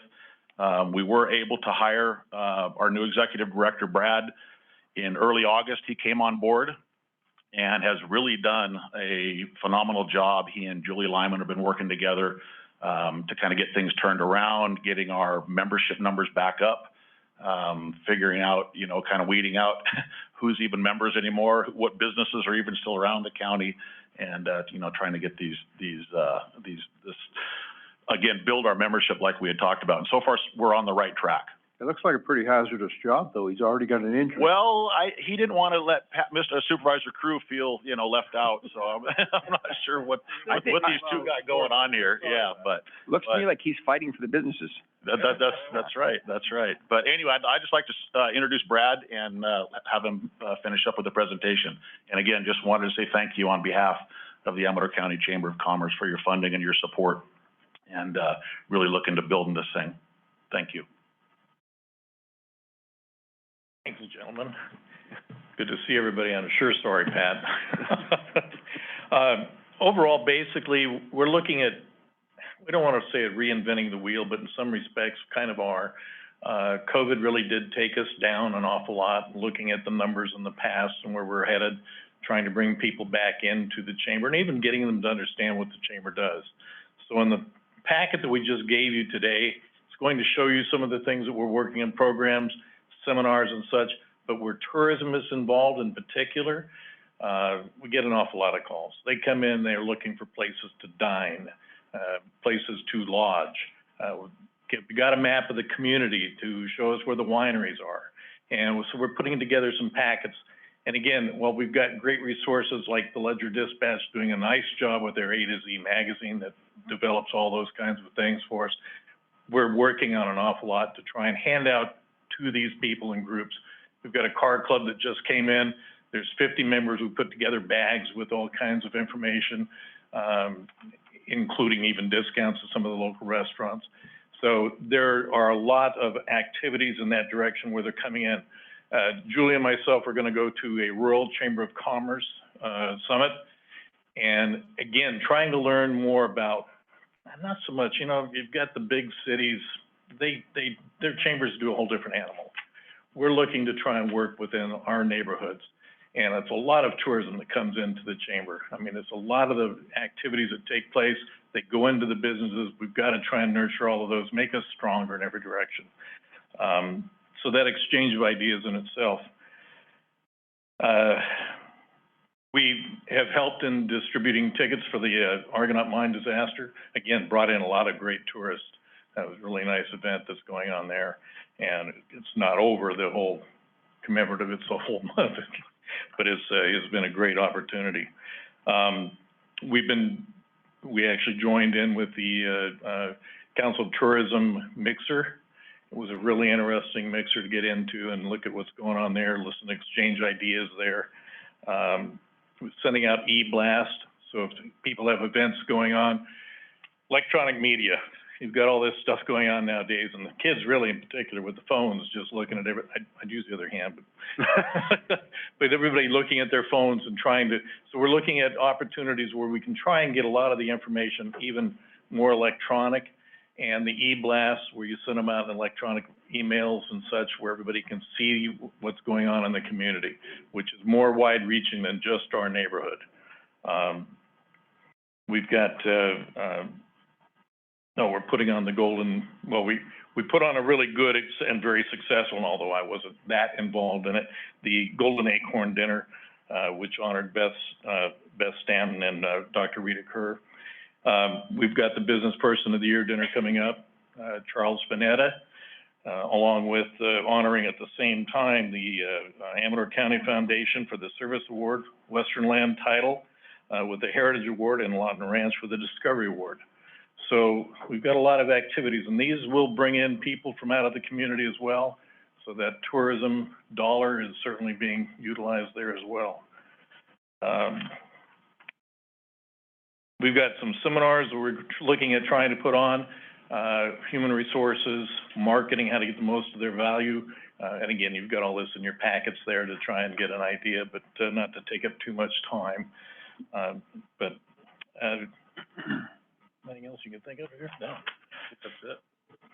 Brad, it's only been a month. How's the reception? Has it been a hard sell, or are they glad to see you back, or where you been? Yeah, you know, it's kind of, a lot of people are still in shock of what's taking place with the COVID years. I mean, they're coming out of that and trying to figure out and assess where are we headed, what is our money gonna do for us, what's gonna be the best value. And yeah, I think for the most part, there's some excitement from some of the folks. A lot of people are very anxious to see what's going to happen in the near future as well as the distant future. And so every dime's going to count, and we're going to try and do our best to make sure that we make it as strong as possible. And you're right, it's only been a month. So I'm still getting my feet on the ground and trying to answer the phone instead of Jeff Holman Auto Center, Amador County Chamber of Commerce. So. Hey, Mr. Riley, we have the money budgeted. The board just needs to give you authorization to distribute that money to the chamber? Yeah, and we'll write the check. Or the auditor will write the check. Okay. Any discussion by the board? Then I need a motion to approve the release of the funds. I'd make that motion. Was budgeted. Is there a second? Second. All right. Moved by Supervisor Cruz, second by Supervisor Onetto. Any public comment? And Matt, any further comments before we vote? No, couple things, just a big thank you again for your guys' support, and really look forward to, again, building this thing back to, better than it probably ever has been. And a couple business things. We do have a mixer tomorrow night at College Connect up off of Prosperity Court in Sutter Hill. And we obviously invite all you guys to come. And our mixers now, we're kind of turning them around a little bit. They used to just be, if you were a member, you could come, but now we're trying to open them up to the public as far as to get more potential businesses. They can see what the Chamber of Commerce is here to offer, and that type of stuff. And our Business Person of the Year dinner will be Friday, September 30th at the fairgrounds. So please get your tickets and come show your support for Charlie and some of the other people who are being honored. You don't have to be a business to be a member of the chamber, correct? Well, as an individual, you betcha. Yeah. I think that a lot of people probably figure you need to be a business, but. No, and thank you for pointing that out. Appreciate that. Yes, that's true. Okay. Thank you. With that, all those in favor of the motion? Say aye. Aye. All opposed? Motion carries 401. Thank you. Thank you, John. We are at a crossroads here. We have public hearings, 3 of them that we're going to have to get into. Board members, you require a quick break? Let's take it. And by Hmm? So, want a break? Yeah. Okay, we're gonna make this a quick break, because we have a lot of business to take care of. Let's try to get it done in 5 minutes and be back here, so.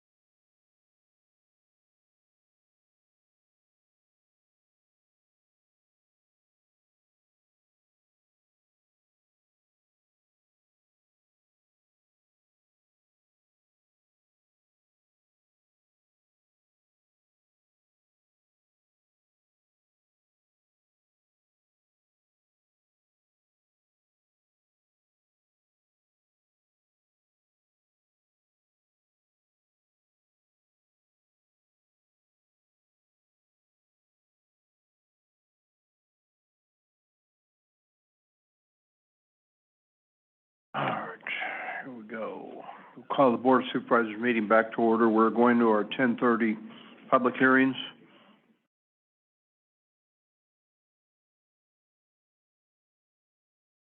Item 5A, Community Facilities District 2006-1, Annexation Number 14, discussion of possible action relative to a public hearing to consider 2 items: adoption of a resolution determining to submit question of annexation territory to Community Facilities District 2000-1. Item 2, adoption of a resolution declaring the results of the special election.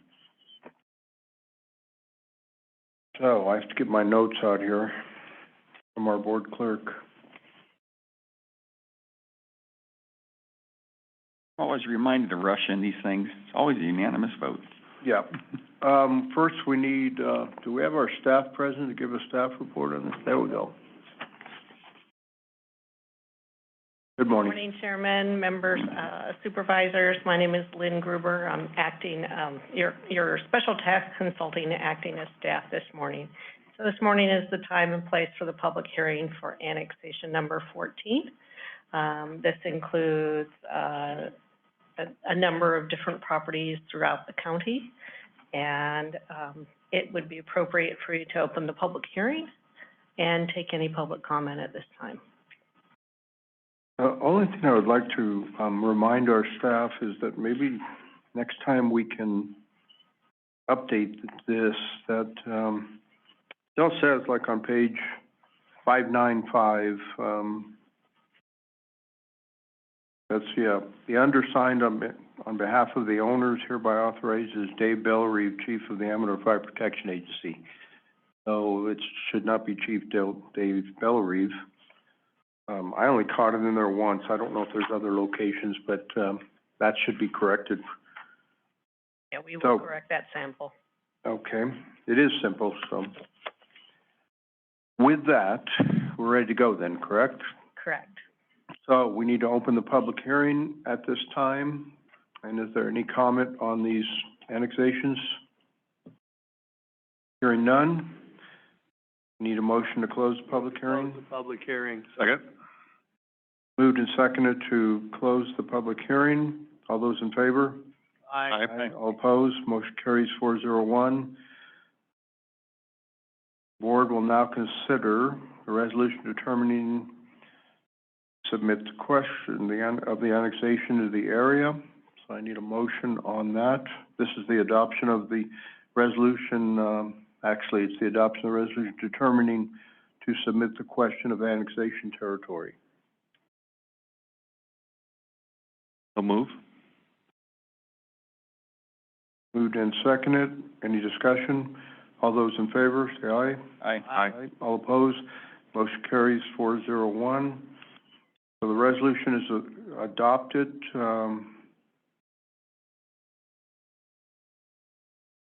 We will now go to our board clerk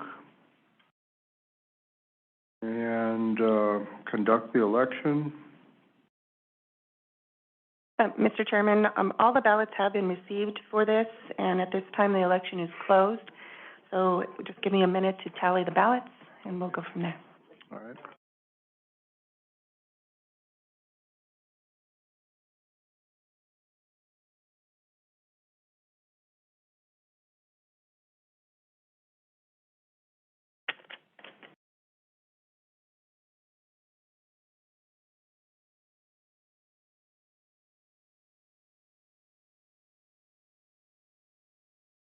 Can you hurry? The suspense is killing us.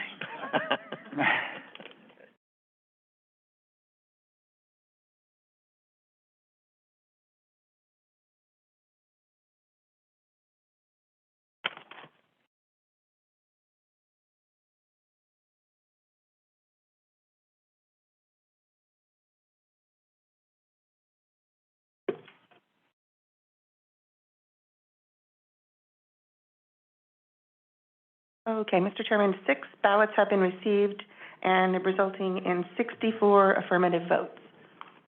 Okay, thank you very much.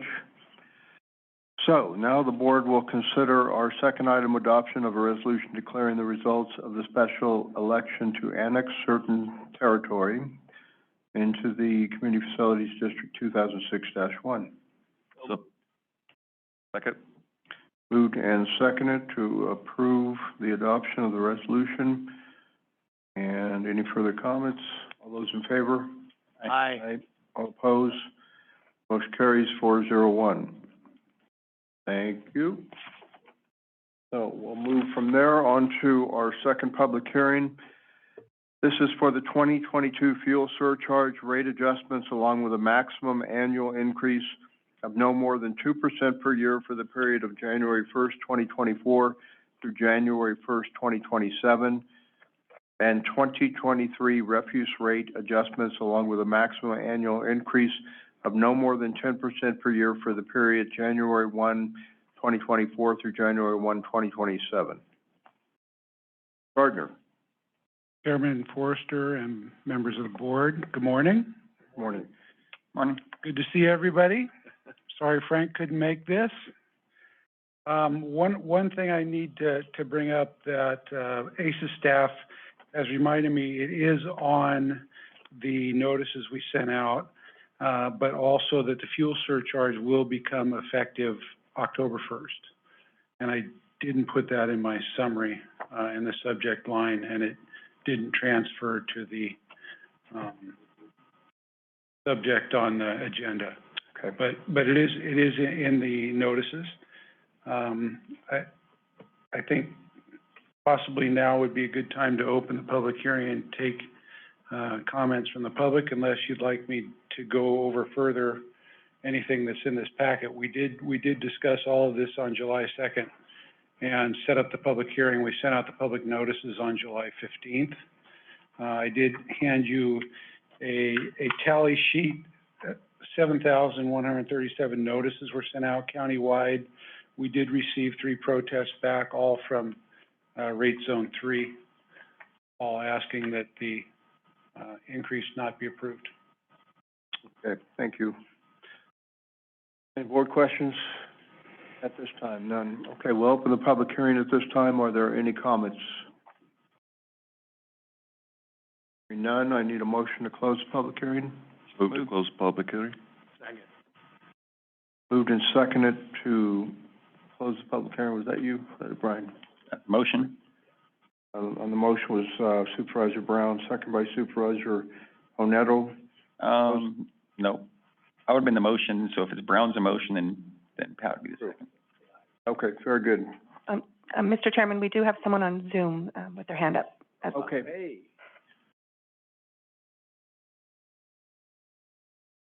Go ahead on Zoom anytime that you can. Ms. Beck, go ahead and unmute yourself on your end.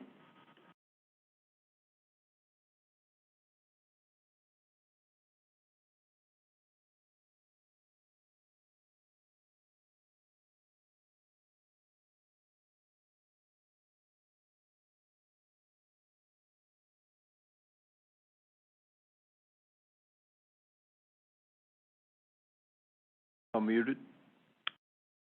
Ma'am, you need to unmute yourself so you can speak.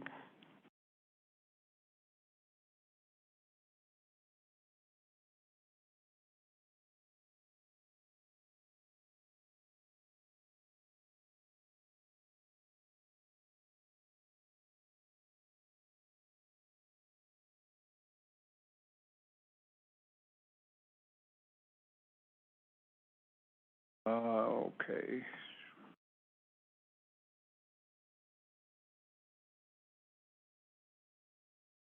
Is it on our end or her end?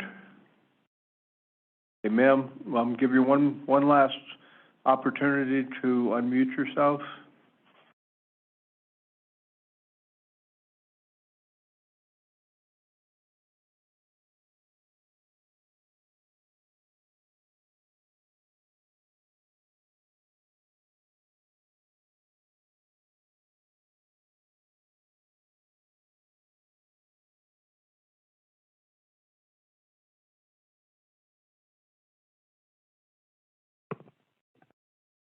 Don't want to exclude any public comments, so we're just trying one more time to see if we can get it more. There you go. Okay. Yes, ma'am. Go ahead. Okay, I was just wanting to object the rate increase because gas prices have eased, and I know that that was the reason why that had been brought to us. So that was my objection. Thank you for hearing me out. All right.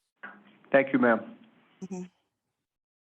We had a motion, and a second to close the public hearing. All those in favor say aye. Aye. Aye. All opposed, motion carries. So our actions then today, So basically what we have before us is, it's, fuel surcharge, no more than 2% a year. And then also, it looks like there's a maximum annual increase of 10% per year. Can they get that one through board approval? For the 2024 through 2027? Yeah, the idea is just to prevent us from having to go through the Prop 218 process again during those years if the increases do not reach those levels. Okay. So if they do reach those levels, then we would go through the Prop 218 process. Nevertheless, if there are rate increases, it will all be vetted out and brought to the board prior to anything being done, so.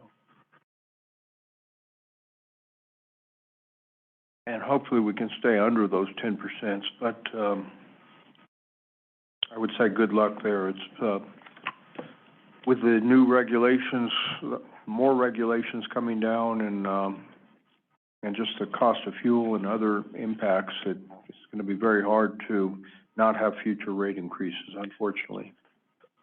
I've been watching the Little Hoover Commission has been doing some hearings over the SB 1383 impacts on the state, and the head of Cal Recycle came on and said that on average bills have gone up 10 to 20% just from the SB 1383 increase alone. And I know I live in Sacramento, and my bill went up that much. Plus, I have another garbage can now, so it actually went up more than that.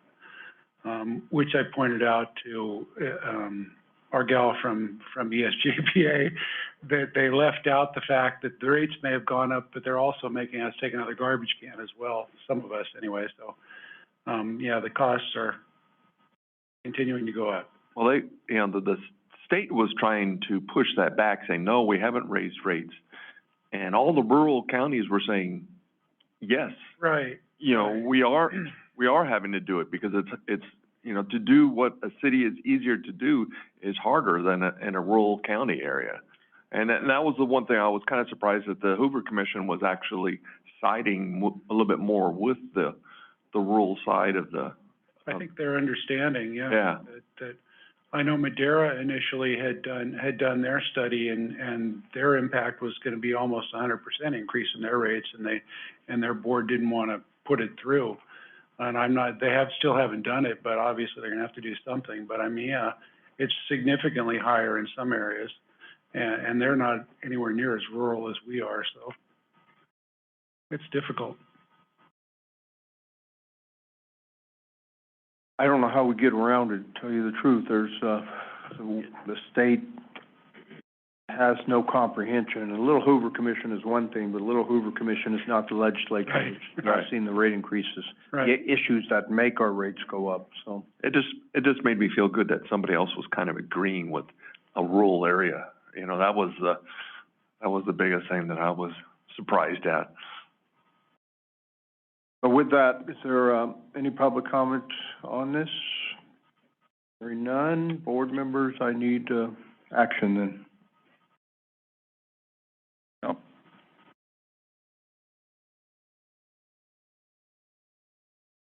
Can we do it all in one, the fuel surcharge and all in one motion? Yeah, would this can all say be done in probably one just motion. one motion, yes. The recommendation is to approve the rate increases in fuel surcharge as presented, along with a not-to-exceed percentage increase for Prop 218 for January 1, 2024 through 2027. I'll make that motion. Motion by Supervisor Crew, Second. Second by Supervisor Brown. Any further discussion? All those in favor? I will send a discussion. Like I said before, I still have heartburn over it.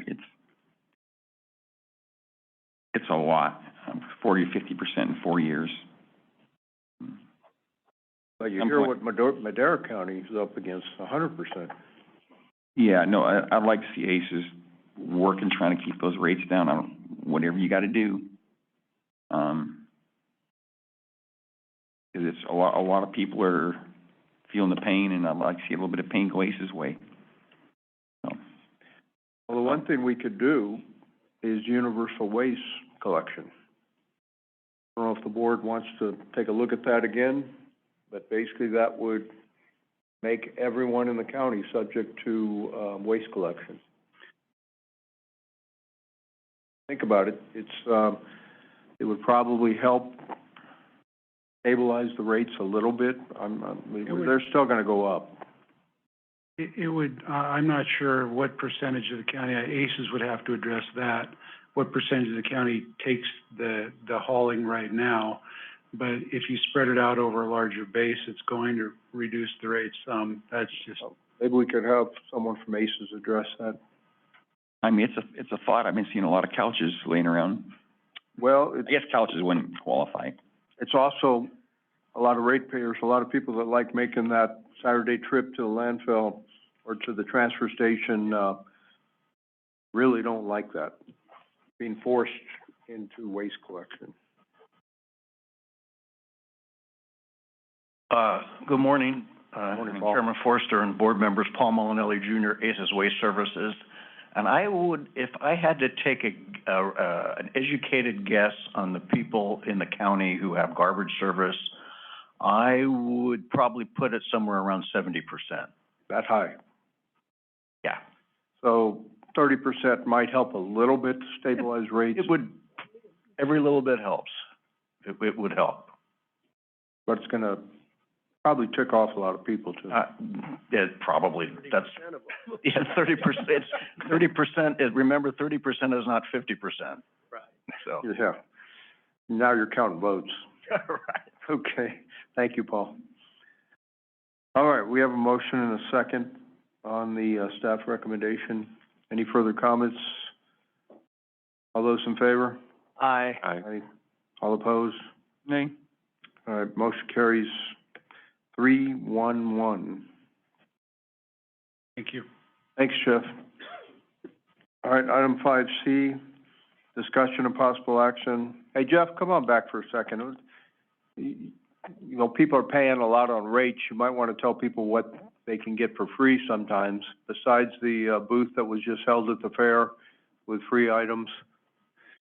Well, we do have, we do offer, the Waste Management Department does offer, free tire collection, 2 to 3 times a year. We were doing it 3 times a year, but we're probably going to drop to 2 because we didn't get much participation last time. And we also, at those events, we will take in e-waste. We will also give away more free used oil, recycling, paraphernalia, oil containers and funnels and things of that nature. So I know ACES also offers to people that do take the waste hauling free, I think 1 free or 2 free. I don't want to get the number wrong, but some amount of free trips to the dump. I think it's 1. They can take as much as they want or something one time. I'm not sure how that works. And then ACES also sponsors in each one of the incorporated cities. I believe they have a free cleanup day as well, once or twice a year. I know in Plymouth we used to do it a couple times a year. ACES provided all the dumpsters and everything, and the city would go around and help the people clean up stuff and clean the cities up. So. Yeah, and depending on who you see at the gate when you go into the transfer station, one young guy wasn't very nice to me, but the next time I went in, it cost me $18.50 because most of my load was recyclables. Okay. So right. That all depends who's at the gate, though. Well, and if you have recyclables, you need to let them know when you get to the gate, so you can unload that too before you get caught with whatever else you got, so. Yeah, and so the household hazardous waste at Buena Vista, you can take your batteries in, you can take your paint, used paint and oil and all kinds of stuff. We got a lot of stuff you're reminding me of now, yeah, and also upcountry now, we're we're having a very successful campaign of collecting batteries and fluorescent lights and CFLs at the upcountry hardware stores. I'm continuously going up there to, my vehicle is in the shop right now, and they keep calling me from the hardware stores to come get it. They're overflowing up there now, but also at Meeks and Lowe's, they also take batteries and stuff like that. Fluorescent bulbs and household hazardous waste, 2 Saturdays a month. Anything you got, practically we'll take it, other than nuclear waste and things of that nature. And maybe we need to advertise that a little bit more with ACES and get the good news out that while you're paying increased rates for garbage collection, there are a lot of other things that are free out there. Other benefits, correct. Thank you. All right, thank you. Now we'll go to discussion and possible adoption of the 2022-2023 fiscal year final budget. Mr. Riley, you're going to do a modified version here? I'm going to do a short and sweet version of the update. The last time we talked about the budget, pretty much everything has remained the same in terms of spending.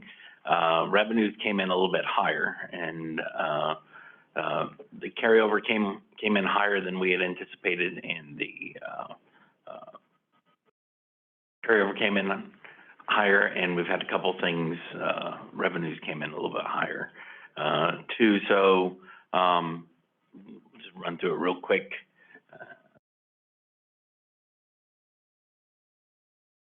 What I've got here for you is a $53.9 million general fund budget.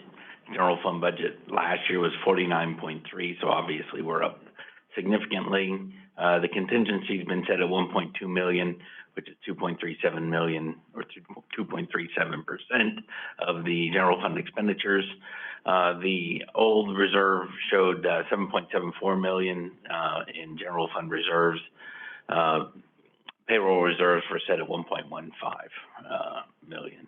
That was the money we had saved when we shifted to biweekly pay periods, because down the road we're going to end up with an extra pay period.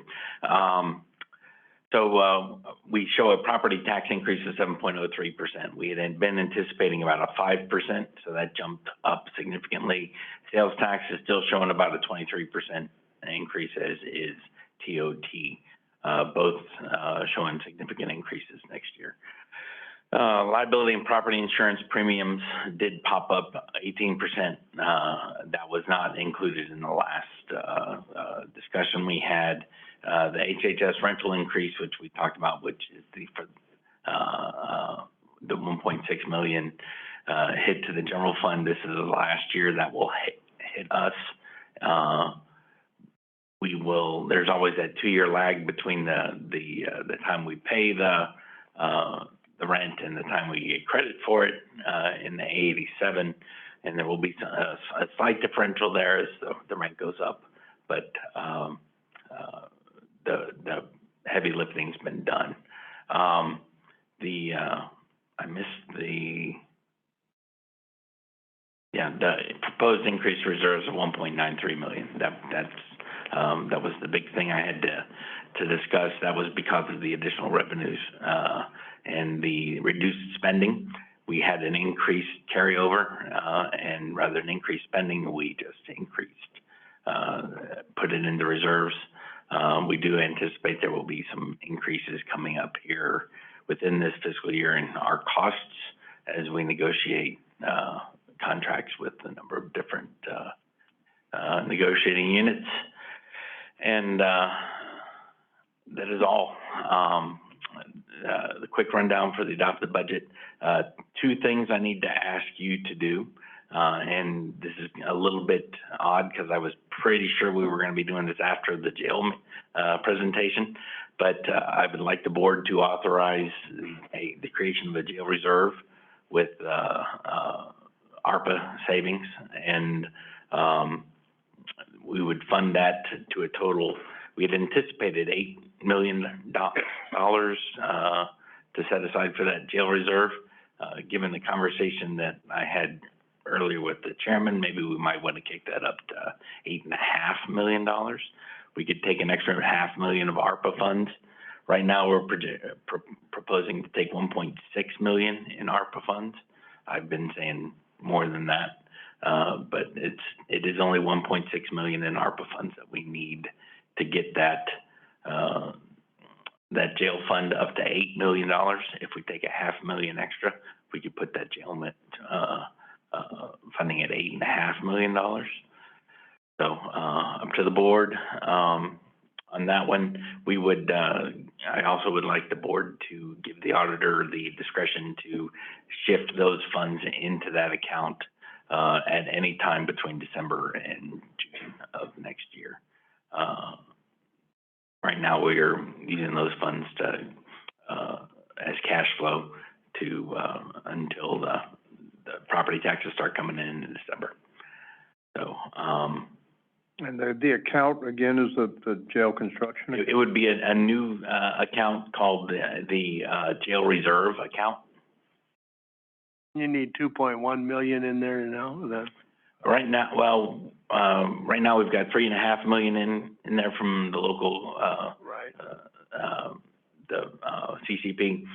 And we've got $1 million from rural crimes that the sheriff has, committed, and 1.9 from, 1.9 currently in there, in the jail reserve that we put in from years past. And then finally, we would need, an additional 1.6. And again, you're talking acronyms, so people understand the CCP, Community Corrections Partnership. Hold on. Right, Chuck?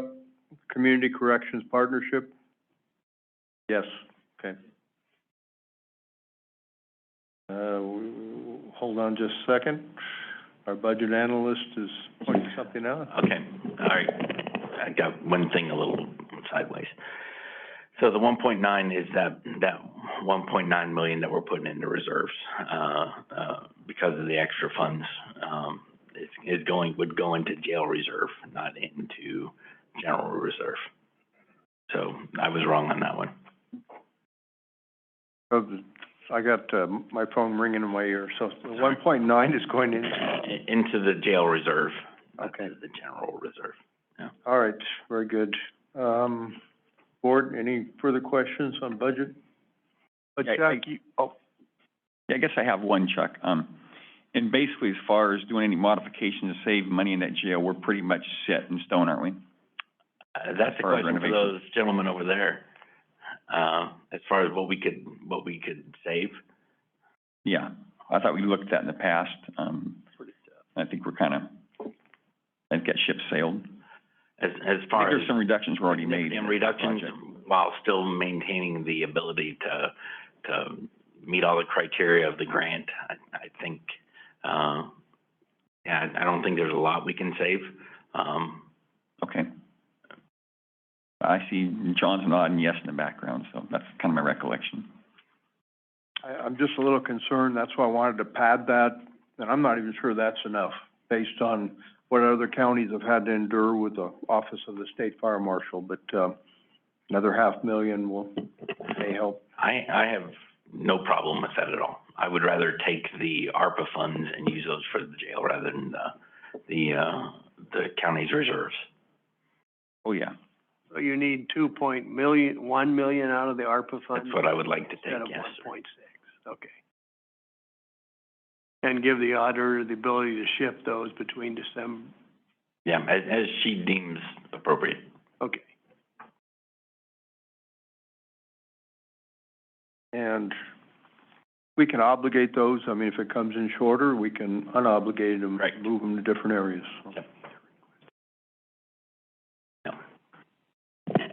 So we have, couple items for the board to vote on here, including the final budget, but, any public comment before we move on?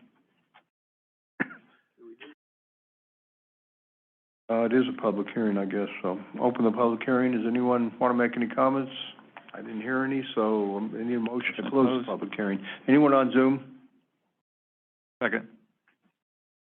Moved and seconded to close the public hearing.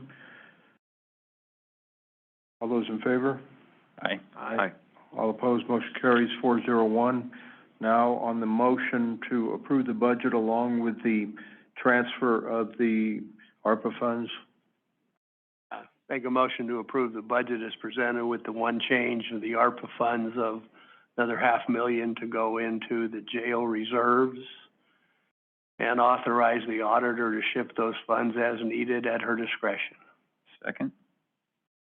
All right, moved and seconded. Any further discussion? All Aye. those in favor? Aye. Aye. All opposed, motion carries. I'd just like to say one thing, for people listening out there. We had gotten a grant to renovate that jail of about $17 million, and everything looked really good. And then the county got sued under CEQA. And it's been, what, about 7 years probably? We've been... That took about 5 years. Okay, well, it was, say 5 years, and it's been a long time. And it's cost us a ton of money. It's raised the cost of this project up to where basically it's in the red. And I think CEQA needs to be modified, and it's a perfect example why. That's part of the problem, and we'll talk about it more under the jail next, but the rest of the problem is, dealing with the state agencies that have caused, really long delays in, the process. So with that item, our public hearings are concluded. We'll move back to our regular agenda and go into our jail construction, jail expansion progress report, information for discussion and possible action. We have a lot of items to consider here. And John, you might want to introduce everybody that's with you today. Good morning, Mr. Chairman, members of the board. John Hopkins, General Services Director. I have here today to talk about this topic Sheriff Redmond, Mark Oliveria, who is our Facilities and Project Manager, Eric Fadness, who is our Architect of Record, and Lance Dufrey with Vanner as our Construction Manager, our CM. So, yeah, there are some items here. I'm going to try to get through this as quickly as possible, but obviously there'll be some discussion of the 9 key issues that I pointed out in my memo. The first is the plans for the ADA improvements and demising wall. Originally, we had those incorporated into the project as one, with the idea that we were going to save some money there doing that, but this last year, the state requested that we pull those non-reimbursable portions of the project out of it.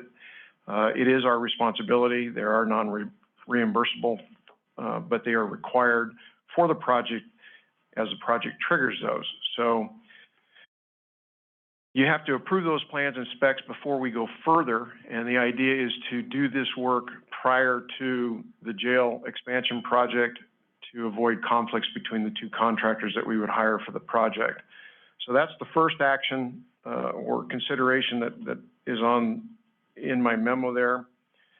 The second is the delegation of the notice of completion to yours truly here, the General Services Director. I'm requesting that just because when projects end, there's a time issue that occurs, and if we don't file that notice timely within that 15 days, then it kicks us into a problem with stop notices potentially. I think you guys are all familiar with that, so I'm going to move on to the third item, which is the jail expansion and escalation cost. I wanted to review that with you guys before you approve the plans and specs for the ADA and demising wall, because there wasn't any point in moving forward with that project if the jail expansion project was going to be not fiscally viable. So with that, I'd like probably Lance and Eric to come on up and go through this slide. It's a pretty short slide, and you guys can talk about those escalation cost and the jail project.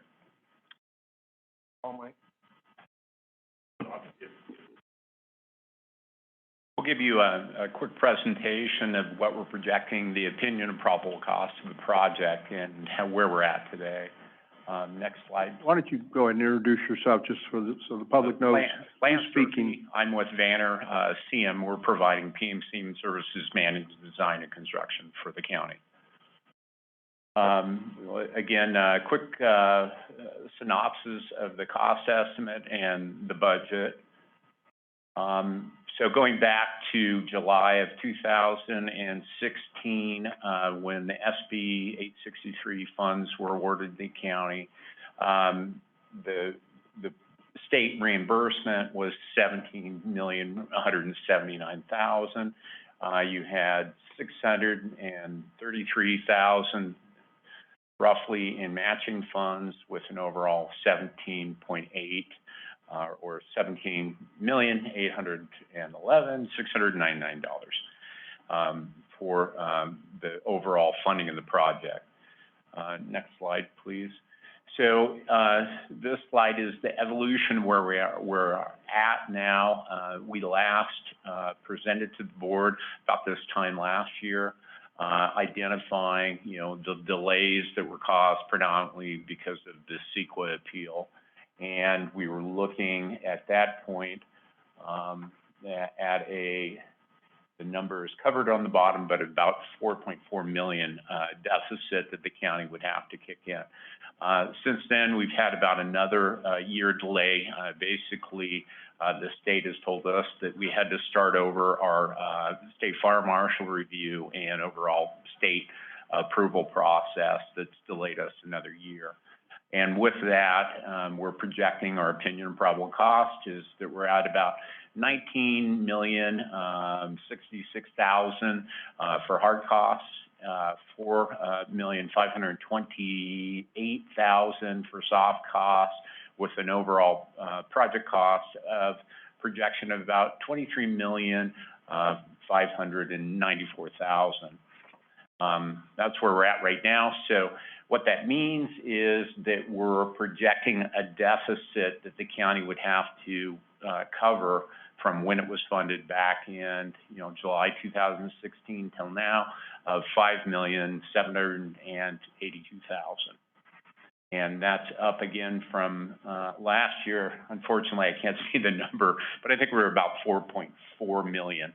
So we've seen that, pretty substantial increase.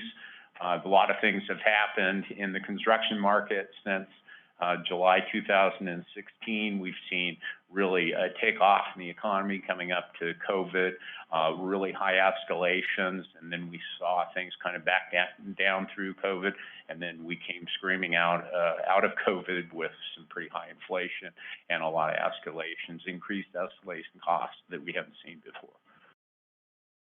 Next slide, please. So within that $5,783,000, we'll call it, projected deficit, the design definition, where did those numbers come from? From, back in July 2016. They were really, as the picture became clearer of what we were building from a conceptual estimate to 100%, construction document estimate, that attributes to about $1.276 million. Labor and material increases, or escalations for a 47-month delay, that was $3,732,000. And then we had a COVID factor that we're still carrying of about $305,000. And then we had soft cost increased time for, A&E services as well as CM services. Other related projects that John had mentioned earlier that the state will not allow us to bid together, which is unfortunate because it will drive up costs. The ADA path of travel and the yard separation design fees at about $140,000 or $139,995. The yard separation construction is now projected at $332,500, and up from what we previously projected at $279,000. The ADA path of travel is around $300,000 is what we're projecting. And then there were some minor costs for a new Nexus Goodwin and Associates cost of about $4,000, with a total right there around $750,000. The grand total delta is $6,556,000.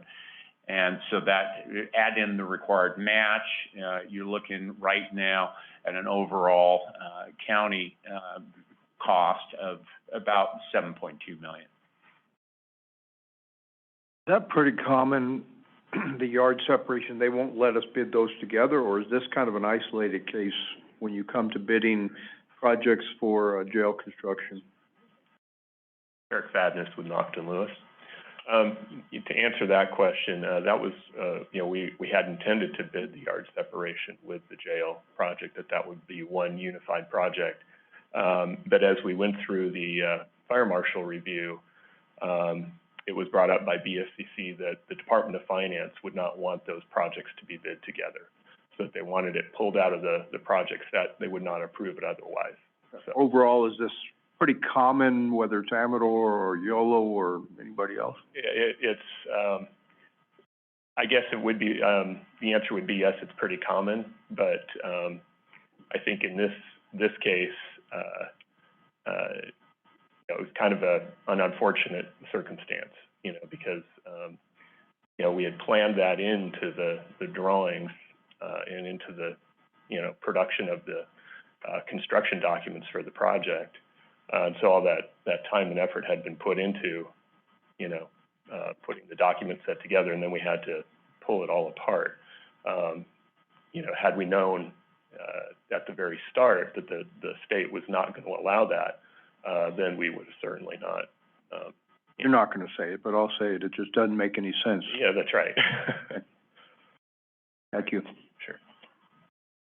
There was a question that Supervisor Oneta asked about. We do have, are carrying 3 alternates. In the event that the bids come in very high, we would be able to reduce further. We did look at value engineering, cost reductions, and anything that we could remove and still be within the envelope of the approved funding, and did make some adjustments, and then created these deductive alternates as a means to lower their overall costs. And that has to do with the PV system that isn't required by BSCC or the state, or potentially landscaping. The planning could be pulled out and done as, I think, a GSA project is what we were thinking potentially, and then FF&E had the potential of being pulled out, bid differently. Well, and landscaping is fairly minor because we do have the obligation for the mitigation of trees that has to go in.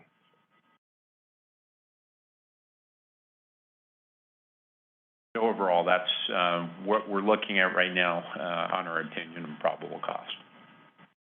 Okay.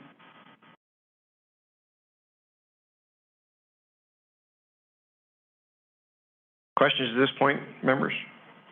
Nope. Nope. Okay.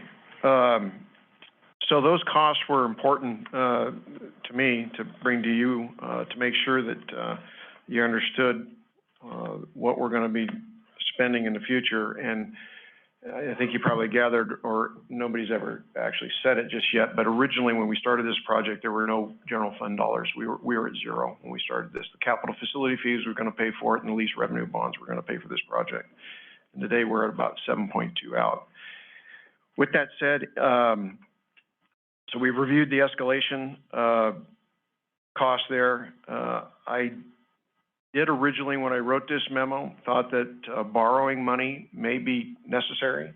It doesn't look like today we will need to do that, which would be a good thing. But in my memo, I pointed out to you that if it did take place, it would change the makeup of our ground lease and what's approved by the state, and Department of Finance needs to approve that funding source if it was to change. It doesn't sound like that's going to happen today, but I didn't know if we wanted to have discussion for Chuck and I in the future if we don't get able to let out to bid in February or March, April, March, April, and we're delayed further, and we need to borrow money, that we still are given permission maybe to find financial solutions for the board, and at least look into those with our financial advisors, NHA. I think we'll be, if if it comes to that, we will be talking to the municipal advisor that we've got under contract now, but we would be talking to the board about it. We don't want to be entertaining the idea of borrowing money without the board being fully aware of that. It was ironic that I ran into Matt Toma here today, because Matt was part of a conversation back in February on this easement map and property map that I made note in my memo to you guys of my confidence with the state to get things done timely. We gave that back to them in February. We still haven't heard boo on that map. It's a one-page simple map. In fact, our CAO was part of that conversation. Moving on to item 4 here, key issue. I made a note about that I think that there ought to be some sort of financial mechanism to backfill any debt that we have going forward. I'll get into that in just a minute. The other issue is that you guys need to approve the amendments, the 5th Amendment for Vanner, or for Nocton Lewis, and the 2nd Amendment for Vanner, because as we've moved on through this process, as Lance said, our A&E services and our CM services have gone up. There's an item about the Wicklow Way property, and I would like the board to authorize us to satisfy that debt and pay that off, since we're at that point in time. And that would allow that property to be owned outright by the county without any more conditions on it for the jail. By doing that, that would refill the CFF bucket, as it were, which then could be spent on this project. And that'd be about the 1.8 million then, roughly? Yeah. Shell game on steroids. It is absolutely a shell game, yeah. But it works. It works. It works. It didn't. I mentioned that it's a shell game, a legal shell game. It is legal and not underhanded in any way, so yes. I want to make that clear. Glad we clarified that. I mentioned the CFF. The board authorized back in 2018 to revise that CFF. I've brought this to your attention many times in other reports. I haven't done that because I don't know where the costs are really going to land eventually, the total cost for the jail project. However, when I looked at it a year ago, those costs for those fees doubled. So I'm interested to know, and that was 1.3 million ago. So those fees are going to at least probably double, if not go up a little higher. But wanted to have a conversation with you about whether or not you want to still do that in the future and look toward that. But that is the only mechanism you have right now in place to fund the jail project, other than doing what we typically do right now in our general fund or scrapping here or there for it. Yeah, you might want to go back to the city of Ione one more time and give it a try. You only been there 6 times so far, you 3 and Jim Wagner 3. Well, the cities, just so the full board understands, they do pay into those fees when there's a subdivision map. But that's because it gets into a mitigated negotiation between the county and the city if that subdivision's within the city limits. But they do not pay into the CFF on a regular basis. And it's a regional project. There's only one jail. They have to use the jail. But yet they've been resistant to raise those fees. Might be something our CAO might want to bring up in the mayor's meetings that you go to. So moving on to the 8th item, 8th key issue, I make note, and this is substantial. This is with the Office of State Fire Marshal. You can see in my report there, my memo, that up to this date, we've spent over $100,000 just in review fees. That's for a building that's less than 14,000 square feet. It's absurd. I don't have fees from them, for the last 2 months. I don't have fees for them. So that's going to go up. You'll see the counties of Napa, Colusa, Yolo, Placer, and El Dorado I all talked to. El Dorado was also on board with, shouldn't say that on board, but they made specific note that their delays were specific to not just the State Fire Marshal, but also Department of Finance and Department of General Services, which we've also experienced. So out of that, I had requested that the board, generate a letter to the state fire marshal, because some of the, stories that I heard from these other counties, as well as, Lance, I'd like you to come up and share your most recent story with UC Davis. I'm really concerned about those costs and what they'll do to this project once we break ground. You want to elaborate on that? At this point, we're not just putting a story together, we're building a record, the way I look at it. It's a record. I think the problem is they don't care. They may not care, but I don't think any, as I had mentioned to Supervisor Forrester, throughout this whole process, the board collectively hasn't given notice to anybody throughout this process. And I think it's time that you guys be heard. I could use a little help. I'm getting a little laryngitis every once in a while from yelling at people. But to make your conditions known, I think would be good. I would draft a letter on behalf of the board, share it with the CAO, and between the CAO and the chairman, if it was approved, I'd send one out to the state fire marshal's office, and I'd send one out to the Department of Finance. Yeah, more times than not, we do see the state fire marshal potentially driving actual changes, costs to the project, as well as schedule delays. I just finished a project that actually one of the state fire marshal or office of fire marshal reviewer did actually initially review the Amador jail expansion, where we were at 85% construction, and come out and had a different interpretation of occupancy loading, in an A assembly, which means really rooms like this, which forced us to do significant rework, at 85% complete, after it had been reviewed, multiple times by multiple different layers of review. And I think a preemptive discussion or even letter to the Office of the State Fire Marshal might be in order to do our best to prevent that from happening. I think both, a discussion and a letter. We're trying to do our best. The way I look at it now, we're trying to do our best to avoid litigation with the state.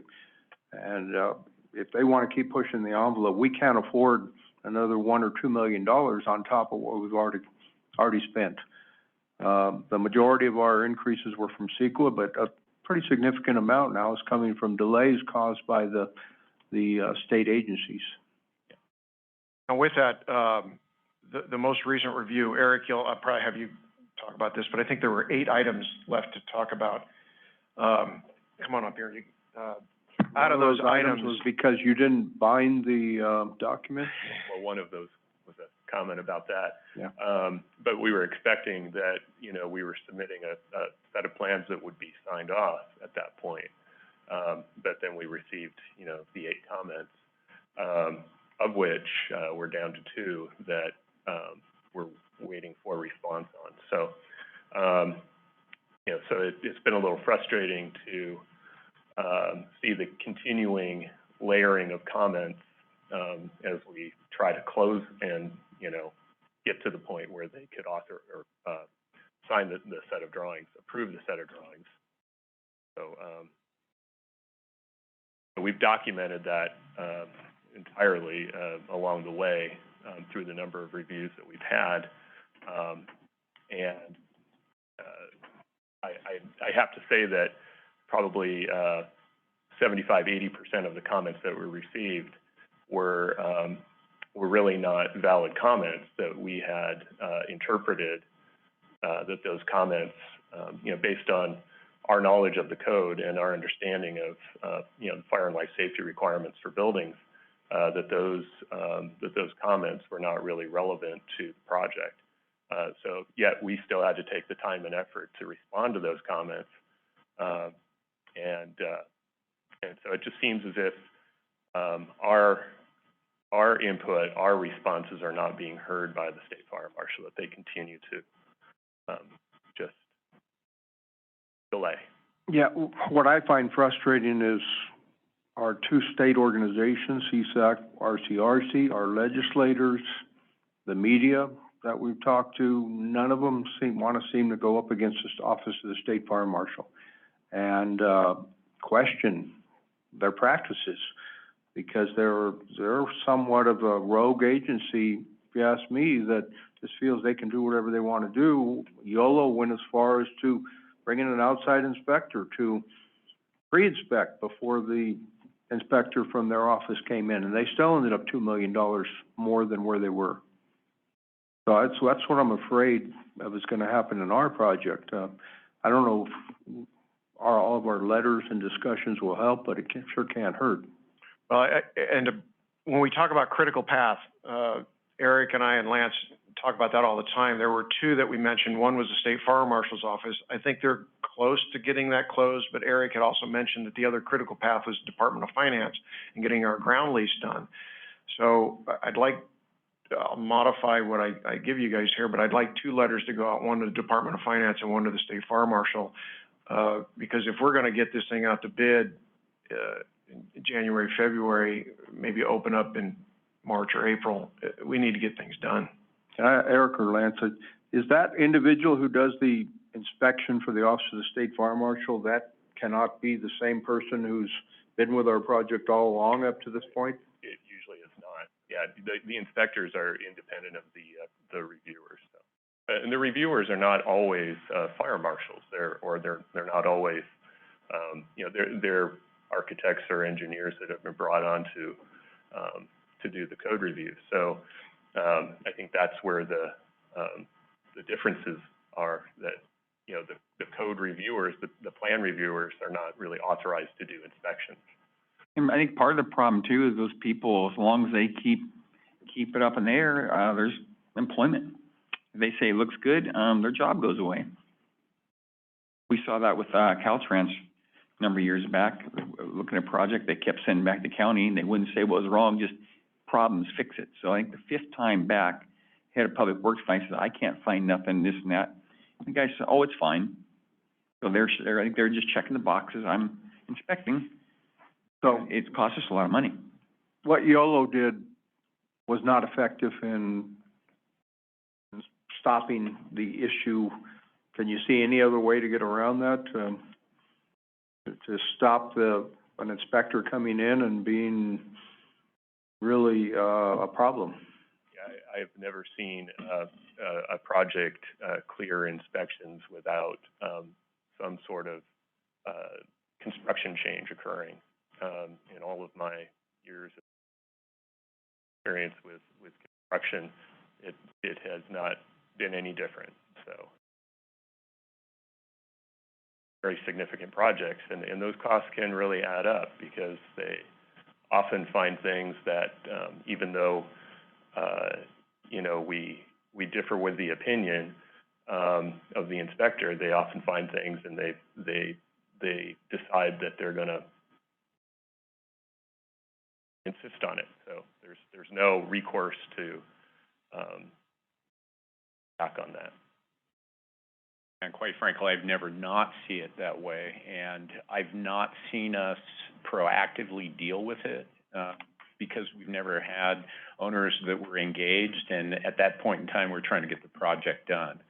And being proactive and asking the question up front and having the discussions, I think, is valuable effort, and I think that we could potentially head off some of it, if not incrementally. All right. Oh, is there any public comment? Sheriff? Well, Sheriff, you ready for this? Supervisor Forster, before we go, add one other item. That was just the timing of when we put this out to bid. Lance, you want to yak about the timing of when this would or be hopeful to go out to bid? Yeah, it'd be somewhere around Christmas that we would start to advertise this and get it out on the street, is what we're projecting as best we can project, the speed at which, or even the schedule of things being approved through the Department of Finance.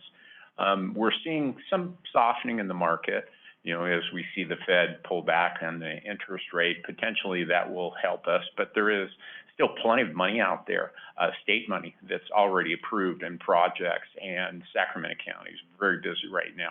There's a lot of construction that is slated to start, and that will still push on us here. but we do see the market improving. But to what extent is still yet to be seen. You know, along that same line, I was talking to some, old general contractors, and they were telling me how in years past, subs would, not return their phone calls and couldn't get them lined up, and they're having the subs now calling them looking for work. I guess the question I have is how long could we delay this without causing substantial costs? I don't think delaying it any further is wise at all. I think we need to get it out as soon as possible. That's my recommendation. I don't know if Eric and Lance agree with that. I do. Okay. Wholeheartedly. It's just more escalation that we're looking at with inflation. The cost of everything's always increasing. So the sooner we get this out on the street, get a bid, get them under contract, and get the project started, I think that is the best interests of the county. Not to mention, the longer it sits, then it starts becoming stale, and you never know when a state agency is going to want re-reviews of something that's been reviewed twice already. Well, I think at the end of this year, Eric, you correct me, didn't it go into a new code change? Yeah, so we want to get it done. So, okay. With that in mind, the Office of the State Fire Marshal, once this is set to go out to bid, he can't bring in new code changes then? Cannot. It's approved under the 2019 code. It's kind of like a permit. Once you get something permitted in that code, you're probably time to get it done then, yeah. Okay. All right, we have a lot of items for the board to take action on. We can do it in one package if you'd like. I think we've already discussed all of them. One sounds good to me. Together, yeah. So, ready? Public comment. That? I was asking if you had any public comment, but I guess you did that. I already asked that, and no one got up, so. So with that, we need board action. No Zoomers comment? Okay. We can take this as one package, if that's all right with the board? I would only ask that the board modify maybe the request there for a letter to be sent to Andrew Henning, but to also expand that to an additional letter to the Department of Finance as well. Do we, copy those letters at all? Would you recommend that, copying them to our legislators? Or is that, it can't hurt. How about just can't get any worse? Just make it a blanket authorization to send letters as deemed necessary by chairman. Okay. Or chairman and staff, yeah. Sure. Yeah. So you want to make a motion to approve the whole package then? Sure, I'll make that motion, and also send that letter to, Department of Finance and what other agencies and entities. Office of the State Fire Marshal, Department of Finance, and whatever entity you see is necessary. Okay, and with that, to also make, we talked about sending a letter, but also go with verbal communication to them too, or whatever you can do. I think if we be preemptive, we're less likely to be to see cost increases in the future. I would hope you're right, but I'm reminded of our building department, which is doing it's doing really good now. But years ago, it seemed like the more we tried to get them to line out, the harder they fought us. Might be the same situation. Yep. I'd second that.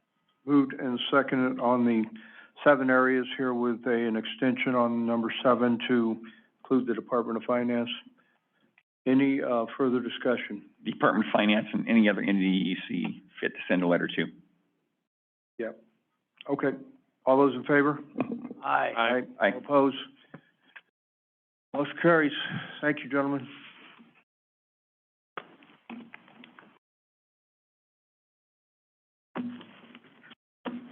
We will move to item, we said we were going to take item 4F.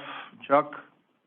Item 4F first, consideration of land use committee's recommendation to adopt a resolution of intention to amend County Code Title 19 zoning, establishing requirement that rental terms for all accessory dwelling units be longer than 30 days. All right, good morning, Chuck Beatty, Planning Department. When the board adopted the reduction in the minimum size for dwelling units, we went from 800 down to 360 square feet. You had some concern that Those could be, the smaller units could be built as accessory dwelling units and then just rented as short-term rentals rather than the intent of the accessory dwelling unit ordinance, which was to establish permanent, long-term housing, to help alleviate the housing crisis. The county has two categories of accessory dwelling units. Category ones are the larger units that can be up to the size of the primary dwelling. And the fee structures for those are, they pay a proportionate share of impact fees based on the size of the ADU versus the size of the primary house. The category 2 units are smaller, that they have to be smaller than 800 square feet, and they get a benefit, an impact fee reduction. The only fees they pay are septic review fees. They pay building permit review fees, but they're exempt from generally all the other more expensive impact fees. But those are required by the state law and the county code to have rental terms that are 30 days, that are longer than 30 days. The resolution of intent would then give the planning commission and staff direction to amend the rental terms for the category 1 ADUs so that they must be 30 days or longer also. Not to say that they have to be rented, but if they're rented, then there's a rental term of at least 30 days. A lot of people build these just for, immediate family member use, and there is no rental, so we're not talking about any of those. It would just be if they are rented, then the rental terms would be longer than 30 days. So if somebody wanted to do a short-term rental, would there be impact fees that they would then pay for? Wouldn't affect the impact fees, but they could still, because the county doesn't have a short-term rental ordinance, they could still do that in their primary dwelling. In the primary dwelling, but not the auxiliary? Correct.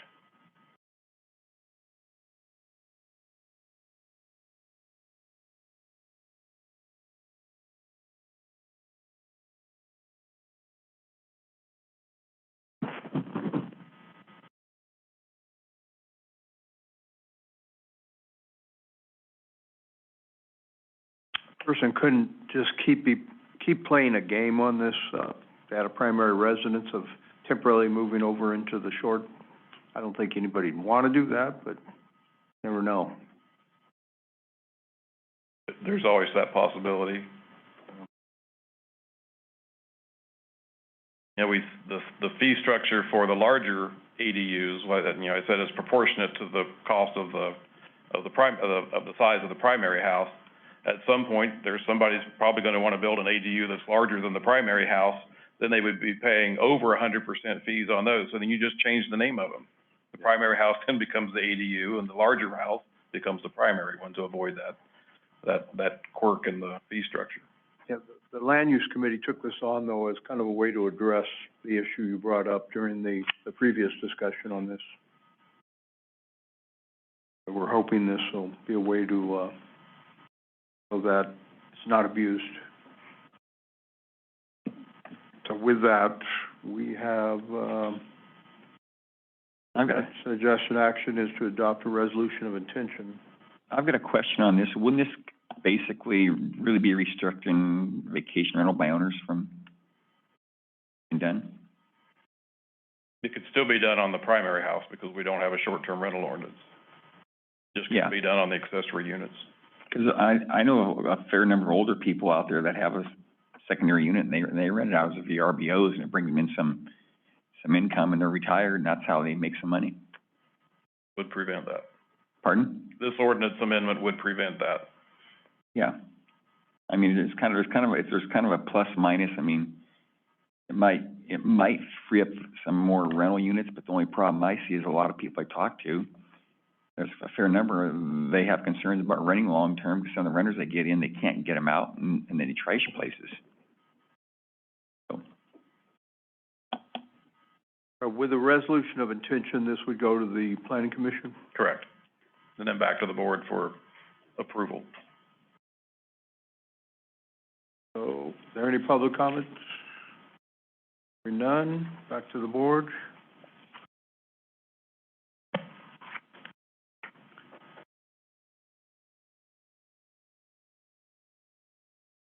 Any objections to this? Yeah, I guess it'll be vetted out. I'm not so sure I like the idea.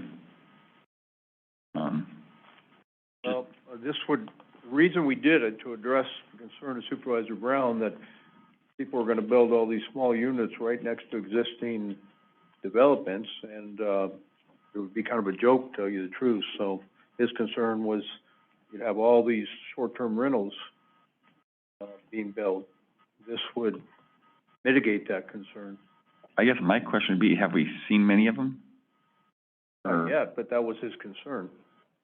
Well, it was a question, and that was, you know, where are we going with this? And, you know, I've had numerous phone calls of a lot of people have been buying homes up here and turning them into VRBOs. And so this is not stopping that, you know, and we don't have the staff to check up on everything, you know, so it's a weird situation because, again, but I do know some people who live off of the VRBOs. You know, when we talked about restricting VRBOs, you know, what was that, 3 years ago, we had this room full of people that were, you know, questioning that. So it's an interesting dynamics of how we're looking at this. That's part of my concern, yeah. I mean, I'm not so sure, we may not be putting the cart before the horse, and sometimes, yeah, you want to do it before you have a problem, I understand that, but I'm not sure that problem is even on the horizon yet. I think it is. I think it's already here. The VRBOs are becoming a big problem in a lot of communities. It could go to the planning commission can vet it out, bring it back here, then it's up to the board. Okay, I guess that's fair enough. To consider it at that point. Yeah. So I need a motion then on the resolution of intention.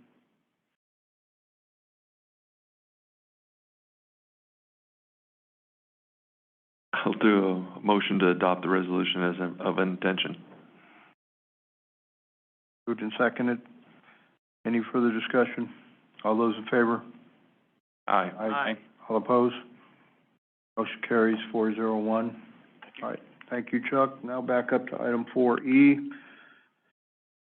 And this is a discussion of possible direction of staff regarding a request to amend County Code Title 19 zoning to establish regulations for detached room units that could be used for overnight lodging similar to traditional bed and breakfast.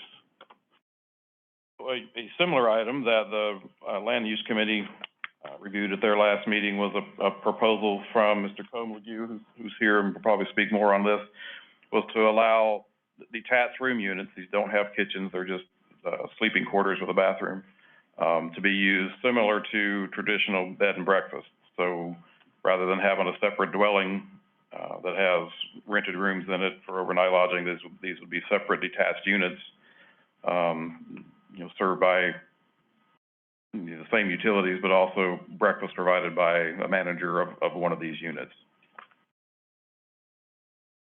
I will say that I think both Supervisor Axe and myself thought this was an interesting proposal. It seems to make sense in that it would alleviate some of the lodging issues up in the, not just Shenandoah Valley, but the other thing is it could provide some extra income for the purveyors. But I think both Supervisor Axe and I would want a restriction on this to, at this time at least, not just open it up countywide, to have a restriction to apply to only those properties, businesses that are, I don't think we've clarified this yet, have businesses that are wineries or vineyards and a certain size. I think Supervisor Axe's thought was about 25 acres or more.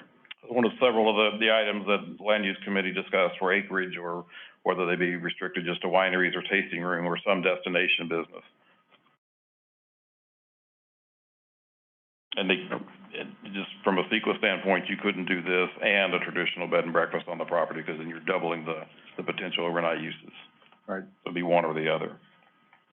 But I think it's an interesting concept, and I'm not afraid of looking at something that's creative and could assist businesses economically, but also solve a problem with, housing too, for No, those. I think it's worth looking at because, you know, there's a lot of old people with land or businesses that have land that are looking to, basically profit off, tourism.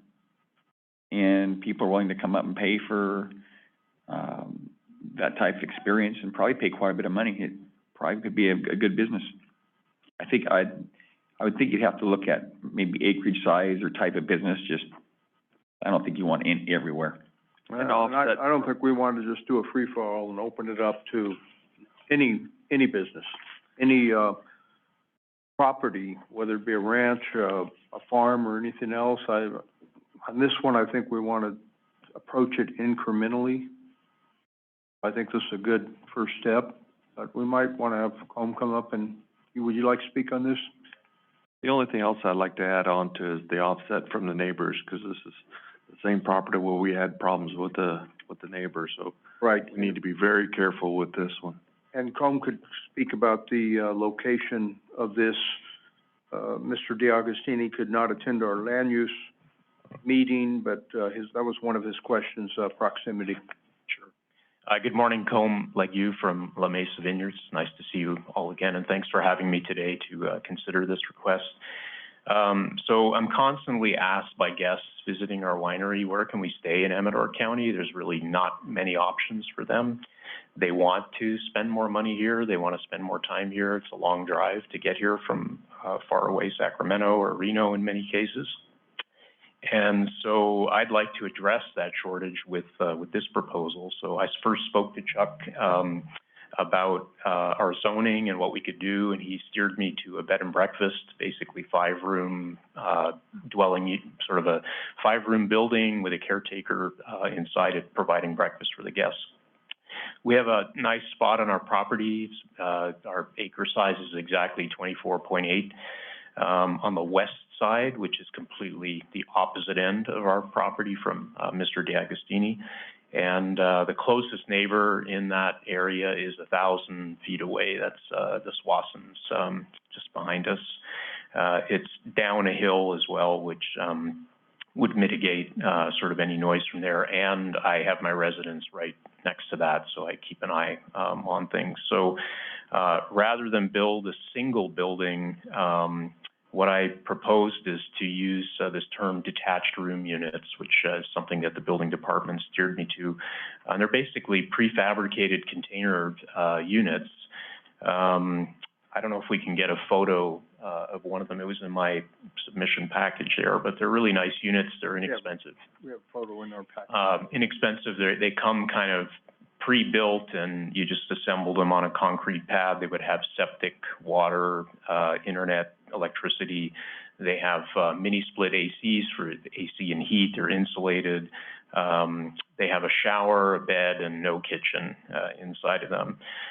So what I'm seeking is to amend the bed and breakfast definition, which kind of is constrained to the single building, to instead be units that are just placed around. It's a little easier on that side of our property. It's kind of a saddle with a hillside and a little forest there. So I think this would address, here we go. So you can see there's like 2 containers together. The opening in the middle is a nice glass front. There's siding. There's inside little shower with a bedroom there. People can sit outside and relax. And it's not meant to, you know, cook in or anything like that. So this is not something that becomes multiple kind of dwelling units for people. This is really for overnight lodging. I think this has the positive benefit of bringing the county more income from people staying here longer. Also that it creates less pressure on the previous agenda item, the ADUs. There's a lot of folks converting homes, buying homes in this area, and then 100% renting them out at short-term rental. And I think that's not what we want to try to encourage. It's more of a solution that provides short-term housing, and the size of this unit's only 350 square feet, so it's not really something you can have a family in. So we took this to the To the Land Use Committee, I think, you know, there was, great comments there about maybe suggesting some limitations to try this out. I'd be perfectly, fine to be sort of the pilot for this. If it could be something maybe limited to certain size acreage, or connected to a winery where we're constantly getting guests asking for, places to stay. I think that would help support, the, industry in a great way, and I do think it's a way to encourage, as Supervisor Oneto said, someone with a lot of land providing an extra sort of income channel for them, rather than giving it to some big hotel chain that will have really no impact on increasing revenue in the rural areas. So with that, that's my proposal. I'm hoping to see this through and pilot this DRU, as I call it, and hoping to get approvals for that. Construction's quite straightforward. It's basically through the building department and the fire department. I've run things by them, and they have said, because these container units are made to the international standards, they're very simple to approve engineering and plan-wise. I don't know if we've really come up with a acreage amount. I don't know, 15, 20. But we did, want to restrict this, as you want to put up 5 with a 6th one for a caretaker. So I think we want to limit it to that amount. Yeah, that kind of falls under the bed and breakfast, existing, use permit that we could get on our zoning R1A. And this would be with a use permit, correct, Chuck? Correct.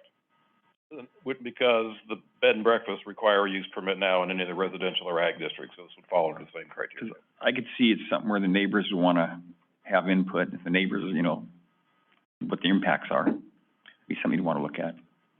We also wanted an acreage limitation on this, so at first, a lot of numbers have been thrown out. I'm not sure where we ended up on that. We talked about 25 a lot, but that's not going to help Comb at all. 0.2 short.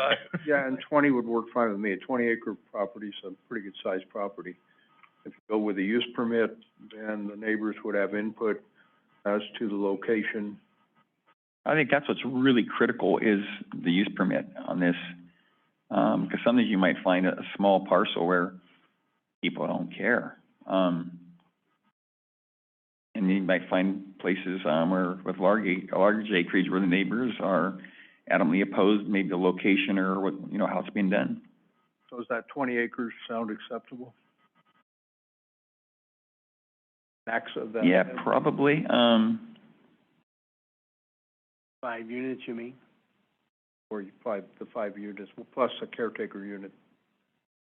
I was just thinking, you know, yeah, you can see a pretty big demand for this product, like especially like out in Shenandoah Valley, some of those areas. And, you probably have less impact with larger acreage, I'd think. Well, I was just 20 acres or whatever, yeah. Yeah, I was just up in out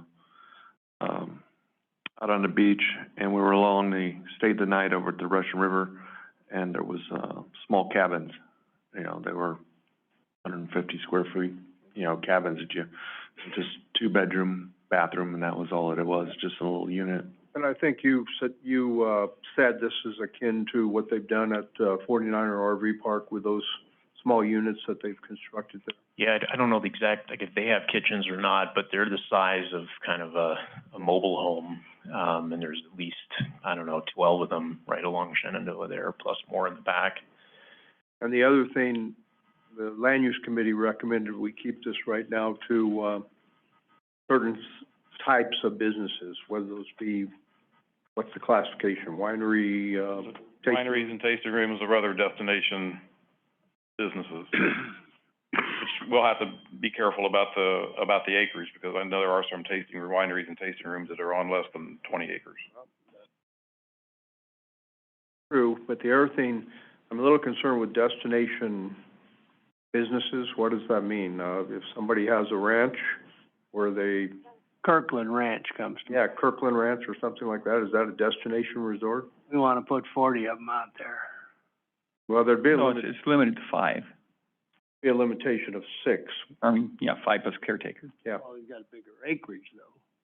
So I guess they could, Matter. if you're gonna include that language, I guess they could put it up. Potentially, but Kirkland Ranch and others that are in the Williamson Act that have to be, secondary and ancillary use to a primary ag use. So it makes it a little bit more of a hurdle to get that approved on a Williamson Act parcel. I could see where people, I mean, it's like, people have a ranch, I can see where people would want to come out and stay at something like that, bring their horses, stay overnight, go for a ride and leave. Well, we haven't opened it up to ranches yet, so, Mhm.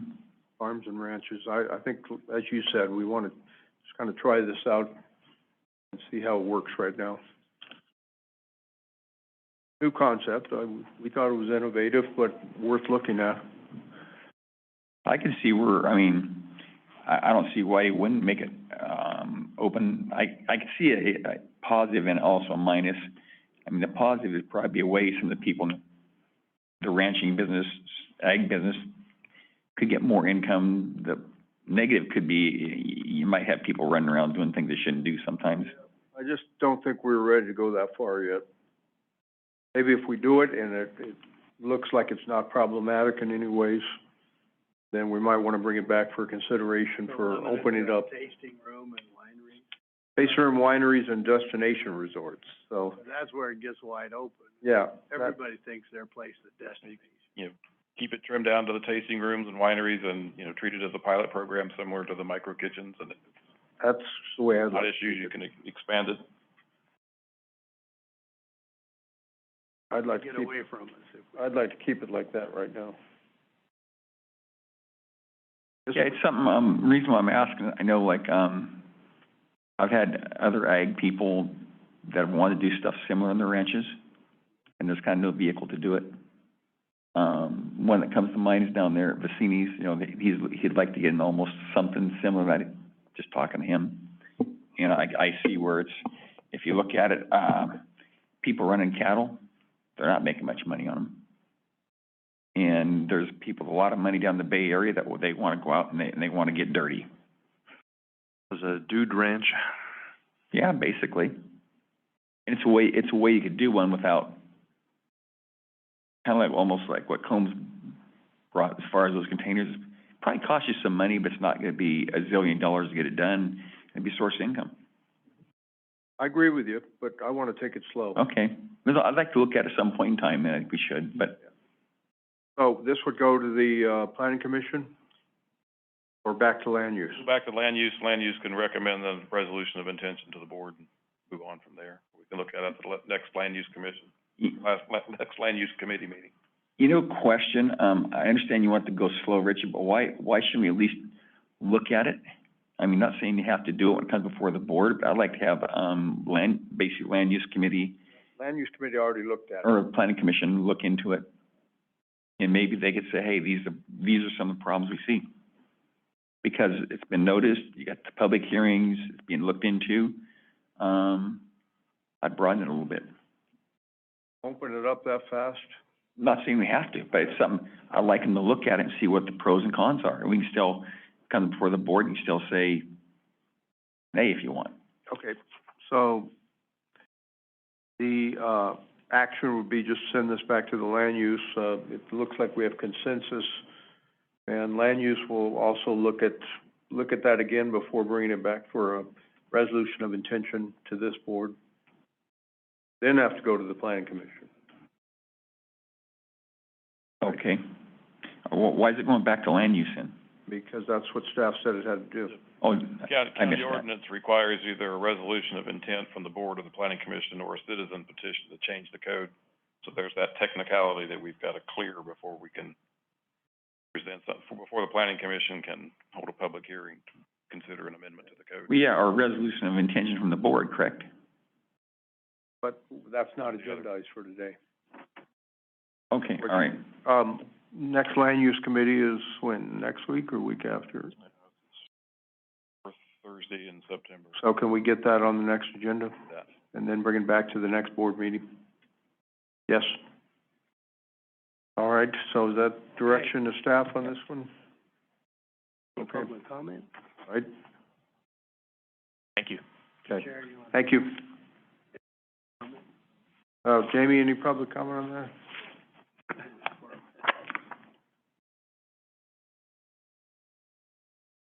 I didn't realize, Jamie LeBanco, Fiddletown, I didn't realize I was the only public left Well, physically you're- in the you room, have but some there's on Zoom, Zoomers too. I had a quick question because I know what is, part of what's allowing, this to happen is the bed and breakfast, ability to have a 5-room bed and breakfast. So when we talk about a ranch, I was just curious if the bed and breakfast, whatever allows someone to have a bed and breakfast, is that also something that you would be allowed to have on a cattle ranch? I don't know the answer to that. I was just curious if there was something in the definition of what is allowing this to start, if that is different from different types of parcels. Well, it's a different concept. Rather than build a whole bed and breakfast, so one self-contained with 5 rooms, this is a different concept. No, I'm curious, I understand that. What I'm curious about is if the bed and breakfast, the allowable use of a bed and breakfast on a piece of property like Combs, which is, R1A, right? I'm curious when we talk about expanding this out to things in ag and agritourism like ranches, I'm just curious if those were already pieces of land that would have also been allowed to have the bed and breakfast. Like, is it the same, I guess is my question. So right now, a bed and breakfast is allowed with a conditional use permit in any of the residential or ag districts. Okay. Yeah. I'm sorry, I just didn't know if there was something about that was different. When you talk about ranches and when we talk about this for agritourism, I don't know if you want, what was the term you used, something about all destination businesses, but when I think about agritourism, I certainly could see someone like the Amador Flower Farm, which is a daylily farm, not a winery, being a piece of property that would be ideal for something like this. So I would certainly think through how you defined tourism or agritourism. And then I know that there's a required caretaker on the property for this, and I just personally would like to see that requirement follow these through, because I think that makes a world of difference. If you have people staying on your property in these units without a caretaker there, then the behavior of those people staying in those units is certainly different than when you do have a caretaker there, so. And that is part of the regulation. It says the owner or manager shall be required to occupy the property. I think that's so vitally important, or you're gonna end up with these things filled with bachelor parties out there, and that's not fun and games for the neighbors. Yeah, and, the destination resort, would something like the Amador Flower Farm be a destination resort? I think that's potential, but if you're gonna restrict it to wineries and or tasting rooms for the moment, well, you can always expand it to, and have a definition of what those are going forward. Yeah, I don't have any problem going into, the area of, agritourism, letting farms and ranchers, and anybody who wants to have it can have it if they have the acreage, but my problem is going into it too fast. There could be potential problems here that maybe we want to just watch and make sure that, we're not opening the door to a lot of problems. Well, no, I understand that, Richard. I don't disagree. It's a lot easier to add it than try to take it away. We did approve it. Yeah. Okay, so you have clear direction on this? I do, thank you. All right. I actually have a question for Chuck on that. So if we go ahead and add that to our codes, and then some down there we don't like it, would people be able to say, hey, we bought this property with that right in mind, and still want to be able to come in and do it? You have that's a greater takings test than if someone already had those units in place. Then there, you pretty much have to grandfather them. If the land was purchased with the intent to buy it, but the permits were never issued for it, that's a totally different. Okay, so you could put it in place, and if it became a problem with Trot, and that'd probably stop any additional units should. Right. If those people have already exercised those uses, though, once they have that right, you can't take it away, right? It's a takings issue, then you pretty much have to grandfather those existing units. That's the problem we're having with the winery ordinance too, is that. Oh, true. Some things are already people are already grandfathered in because they've already exercised those uses. The one thing we learned through that process is on properties that are in the Williamson Act, once you add those uses, the only way you can take them away is with a written agreement between the county and the property owner to amend that contract that way. Those uses accumulate. I think we want to be careful. That's part of the problem right now is a lot of people already have by right uses. And, there's no way we can pare those back. If, Vintners Association in the last 20 years has looked at the winery ordinance twice and not been able to make any effective changes. So we're hoping this time Land Use Committee will come in with some recommendations that the board will accept. Okay, thank you. Any thoughts on, private roads? Anything that we need to? I don't think we've got that far yet. We took a little hiatus from the review of the winery ordinance because of harvest season. Right. So we're not quite sure when we're gonna pick the discussion up again. I think Land Use Committee had to do some, additional discussion internally to take something back for public consumption and comment. Okay? We'll go to the next item, which is land use again.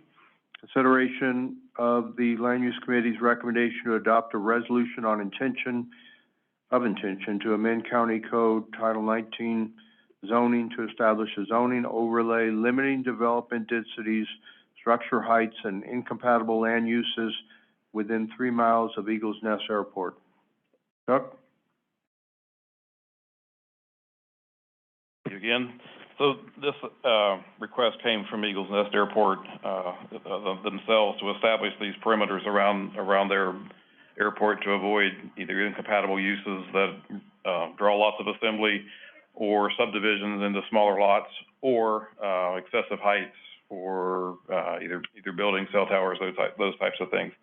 As far as the density, most of the property within the 3 miles around Eagles Nest is either zoned for a 40-acre minimum, or it's in one of the mining, mineral resource zones, or the county's, industrial park off of Carbondale Road.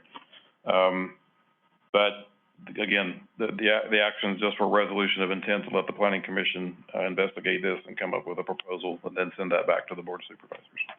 And I think one thing that was compelling for the Land Use Committee is that this was taken to Sacramento County and they've already adopted the, points that were brought up by the Eagles Nest community. Sac County has a low-density residential designation in their general plan for the area that's on their side of the county line, that's still within the 3 mile rings around Eagles Nest. Okay.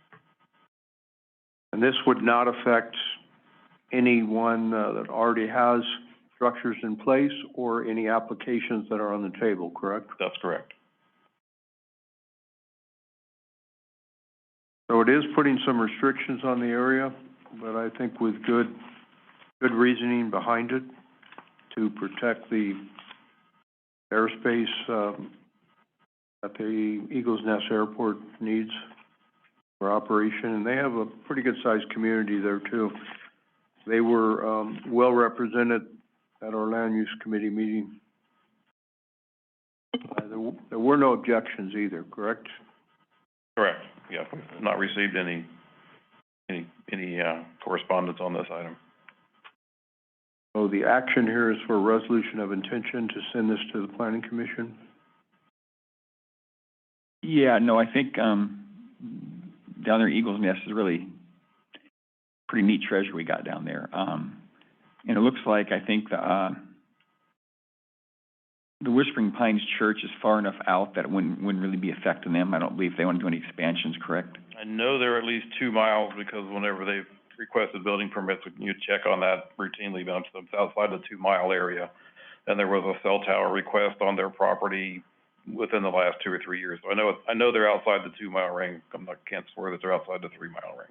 The only one question I'd have is, on that 2 mile ring, probably would never be a problem, but would that be, would that restrict like mining uses if they have like a facility out there, if they're mining, that wouldn't restrict them, would it? Wouldn't restrict, surface mining, and generally the equipment used for surface mining, you know, for the crushers and whatnot are gonna be less than 50 to 60 feet.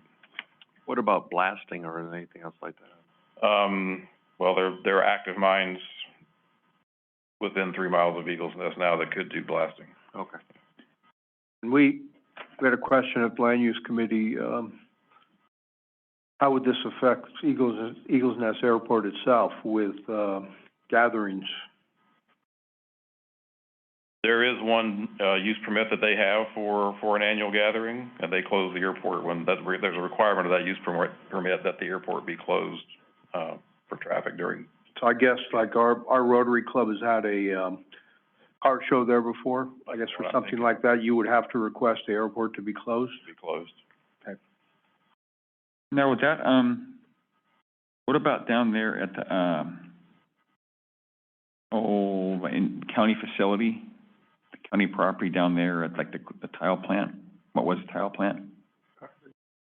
Yeah, off of like, Michigan Bar, Carbondale? Carbondale property, the Carbondale industrial site. Right, so those areas are within the 3 mile ring, the tile plant and the rest of that industrial park. So there's gonna have to be some, provision to allow those sites and those buildings when. If they're within the 2 mile ring, right? Within, I think it crosses about through the middle of the property, is my guess. yeah, I need to look at that again, but they're definitely within the 3 miles. So Okay. that would, those, exemptions or whatever you want to call it would come up during a, planning commission review Okay, Yes. or application process. then I'm good with it. And within the 3 miles, they're looking at application easements and not necessarily restriction of assemblage people. You know, I think, Chuck, you might be right, because I might have got confused with the railroad track versus the road. So, yeah, it's probably 3 miles. You know, I always, in my mind, I always think the railroad track follows the road right in front of the tile plant, but it doesn't. It's further east. Yeah. Okay. No, I think it'd be a good thing to give them some security there, because you see airports go in, and next thing you know, somebody's wanting to build something, they want to close the airport down, so. So is that a motion to accept? That's a motion. Resolution of intention. Is there a second? Yes, second. Any further discussion? Any public comment? All those in favor? Aye. Aye. All opposed? Motion carries 401. Thank you, Chuck. All right, item 4H, discussion and possible action relative to response to the 21-22 grand jury report. Supervisors, the grand jury report came out in June. We are required to file a response to the 2 different reports that they had requested the board to respond to. That response is due by the end of this month. The 2 different reports, one is on fire protection in the county, the other one is on the jail. There are some draft responses to all of their findings and recommendations before you. Anything I need to clarify or expound upon or change, please let me know. I thought the responses were spot on. I did tone down my initial response on the jail, the one where they kind of got a little snitty with the board, saying we have the grand jury continues to find the issues with the jail and the board doesn't do anything about them. I found quite irritating, given the conversation we've had just earlier today. The board stands ready to build that jail. You know, one thing I'll say too, like on F6, there's insufficient county level accountability or funding for fire safety enforcement in the county. Doesn't CAL FIRE have a mandate to do fire inspections, and aren't they responsible for fire in SRA? They are, yes, and that's why they want, you know, that's really the question. And I responded to that in a part of this. Ultimately, you know, we have many different fire entities within the county. We have the various fire districts, we have CAL FIRE, and then we have the county.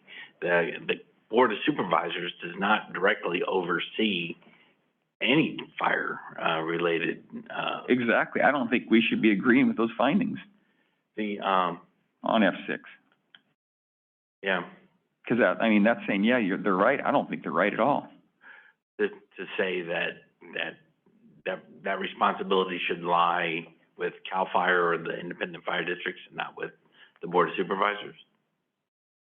I mean, the board's doing all we can for fire safety, but ultimately, like, fire safety inspections and that, I mean, that's CAL FIRE's mission. And they got $1 zillion, so I mean, so I would not agree with that findings. Or you could take the answer for F7 and move a portion of that up. Yeah. Actually, you could use it for both of them. Yeah. Chuck, you want to modify that? Yeah, I can do that. Use F7 for answer both those. And anything else? Let's put another one here.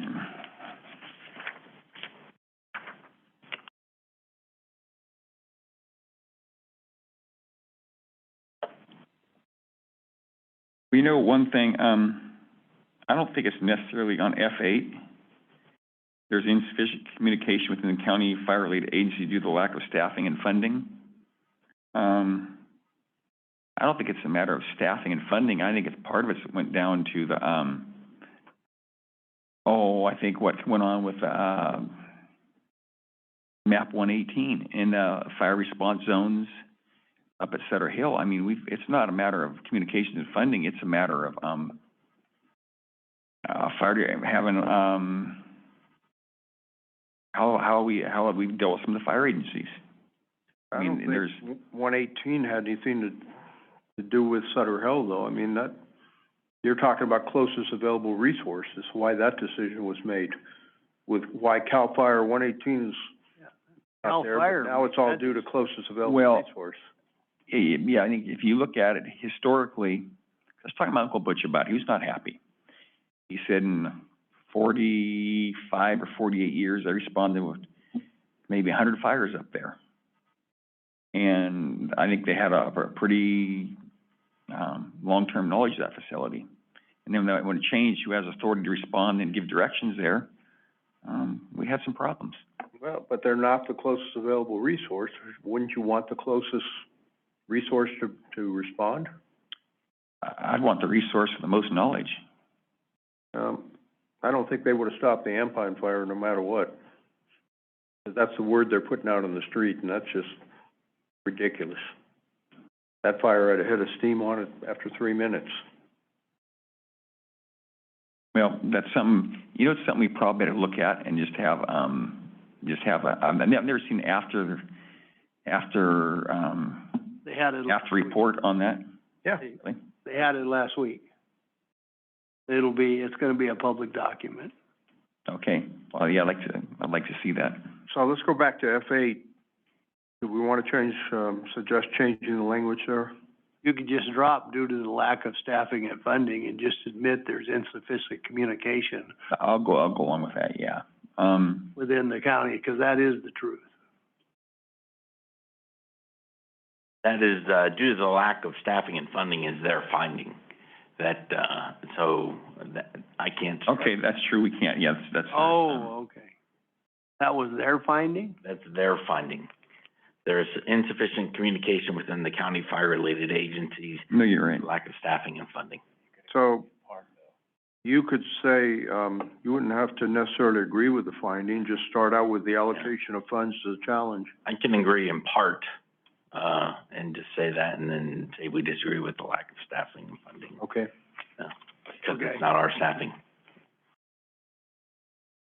And also, you might want to put in there that there has been, change in the response maps, response zones. You might want to look at the wording on that. Has created a pretty severe rift within the fire agencies that probably, I think, still exists to this day. I'm gonna tell you, I don't think that's necessary to be in there. He didn't bring that up, I wouldn't. Okay, well, it's still a thorn in their foot, but we can leave it out, but, yeah. You can say partially agree with the finding. It's not lack of staffing and funding at all. Maybe minor. Yeah, it's probably got more to do with funds, so you can modify that, Chuck, or you have a good handle on that? Any other areas you want modified? I think probably okay. Okay, so can I get a motion to, approve the responses as amended? So move. Second. Moved and seconded to approve the grand jury responses. Any further discussion? All those in favor? Aye. All opposed? Motion carries 401. Okay, we're on our last couple items. Item 4I, discussion possible action relative to changing the Board of Supervisors meeting dates to avoid a conflict with the use of chambers by the voting center in November. As I talked to Mr. Riley, this voting center is causing some issues in our practice, our Board of Supervisors meeting schedules. So I gave him some suggestions, and Chuck, you want to go over those? I have, there's a meeting scheduled for October, November, and December. The problem we've got is that, November 1st and November 8th are both, November 1st and November 8th are both consumed by the election, which will be held in this room. I was talking to Supervisor Brown, and he threw the idea out of moving it to the 10th. That did not work with the chairman's schedule. The 11th is Veterans Day, so we're off on there. And then CSAC is the 15th to the 18th. The 14th is the CSAC travel day, so that entire week is out. So unfortunately, the most recent meeting would be on October 25th, followed by a meeting on November 22nd, if we were to leave things as they were. Speaking with the chairman, one option we discussed was to move this meeting, the one on November 8th, up to conference room C upstairs, which we could do. We could still Zoom it up there. We can still Zoom up there so everybody can have access. Jamie will still have the same amount of space she needs, and we have not had a lot of attendance at meeting. We will keep the controversial items off of the agenda. Yeah, I think we scrutinized the agenda to only cover those items that are necessary, and that would probably minimize the participation or the in-person participation. And the public still has the opportunity to Zoom in. Right, and comment, and we will have to do some scouting to make sure the microphones are all working properly and everything, but we still have the big screen up there. Yeah. And I think we can make it all work. I don't see why it wouldn't work. Okay. Yeah. President Brown? Yeah, it's just, I don't think there's gonna be much on the agenda anyway in just a few days. That's November 8th. So yeah, I think in our December schedule then will stay the same? It is, actually, I show it wrong on this memo. When we set the schedule, the two meetings in December are set for the 6th and the 20th, not for the 13th and 27th, right? So, yeah, that was an error. So we'll still have a 2-week gap between November 22nd and December 13th. All right, is there any December public 6th, comment on this? No public comment, no Zoom? Everybody happy with that? Yeah. Do we need this is just direction, so. You have your direction on this? Yeah, yes. Okay, thank you. On to item 4J, the minutes. Okay, I do have some corrections on the minutes.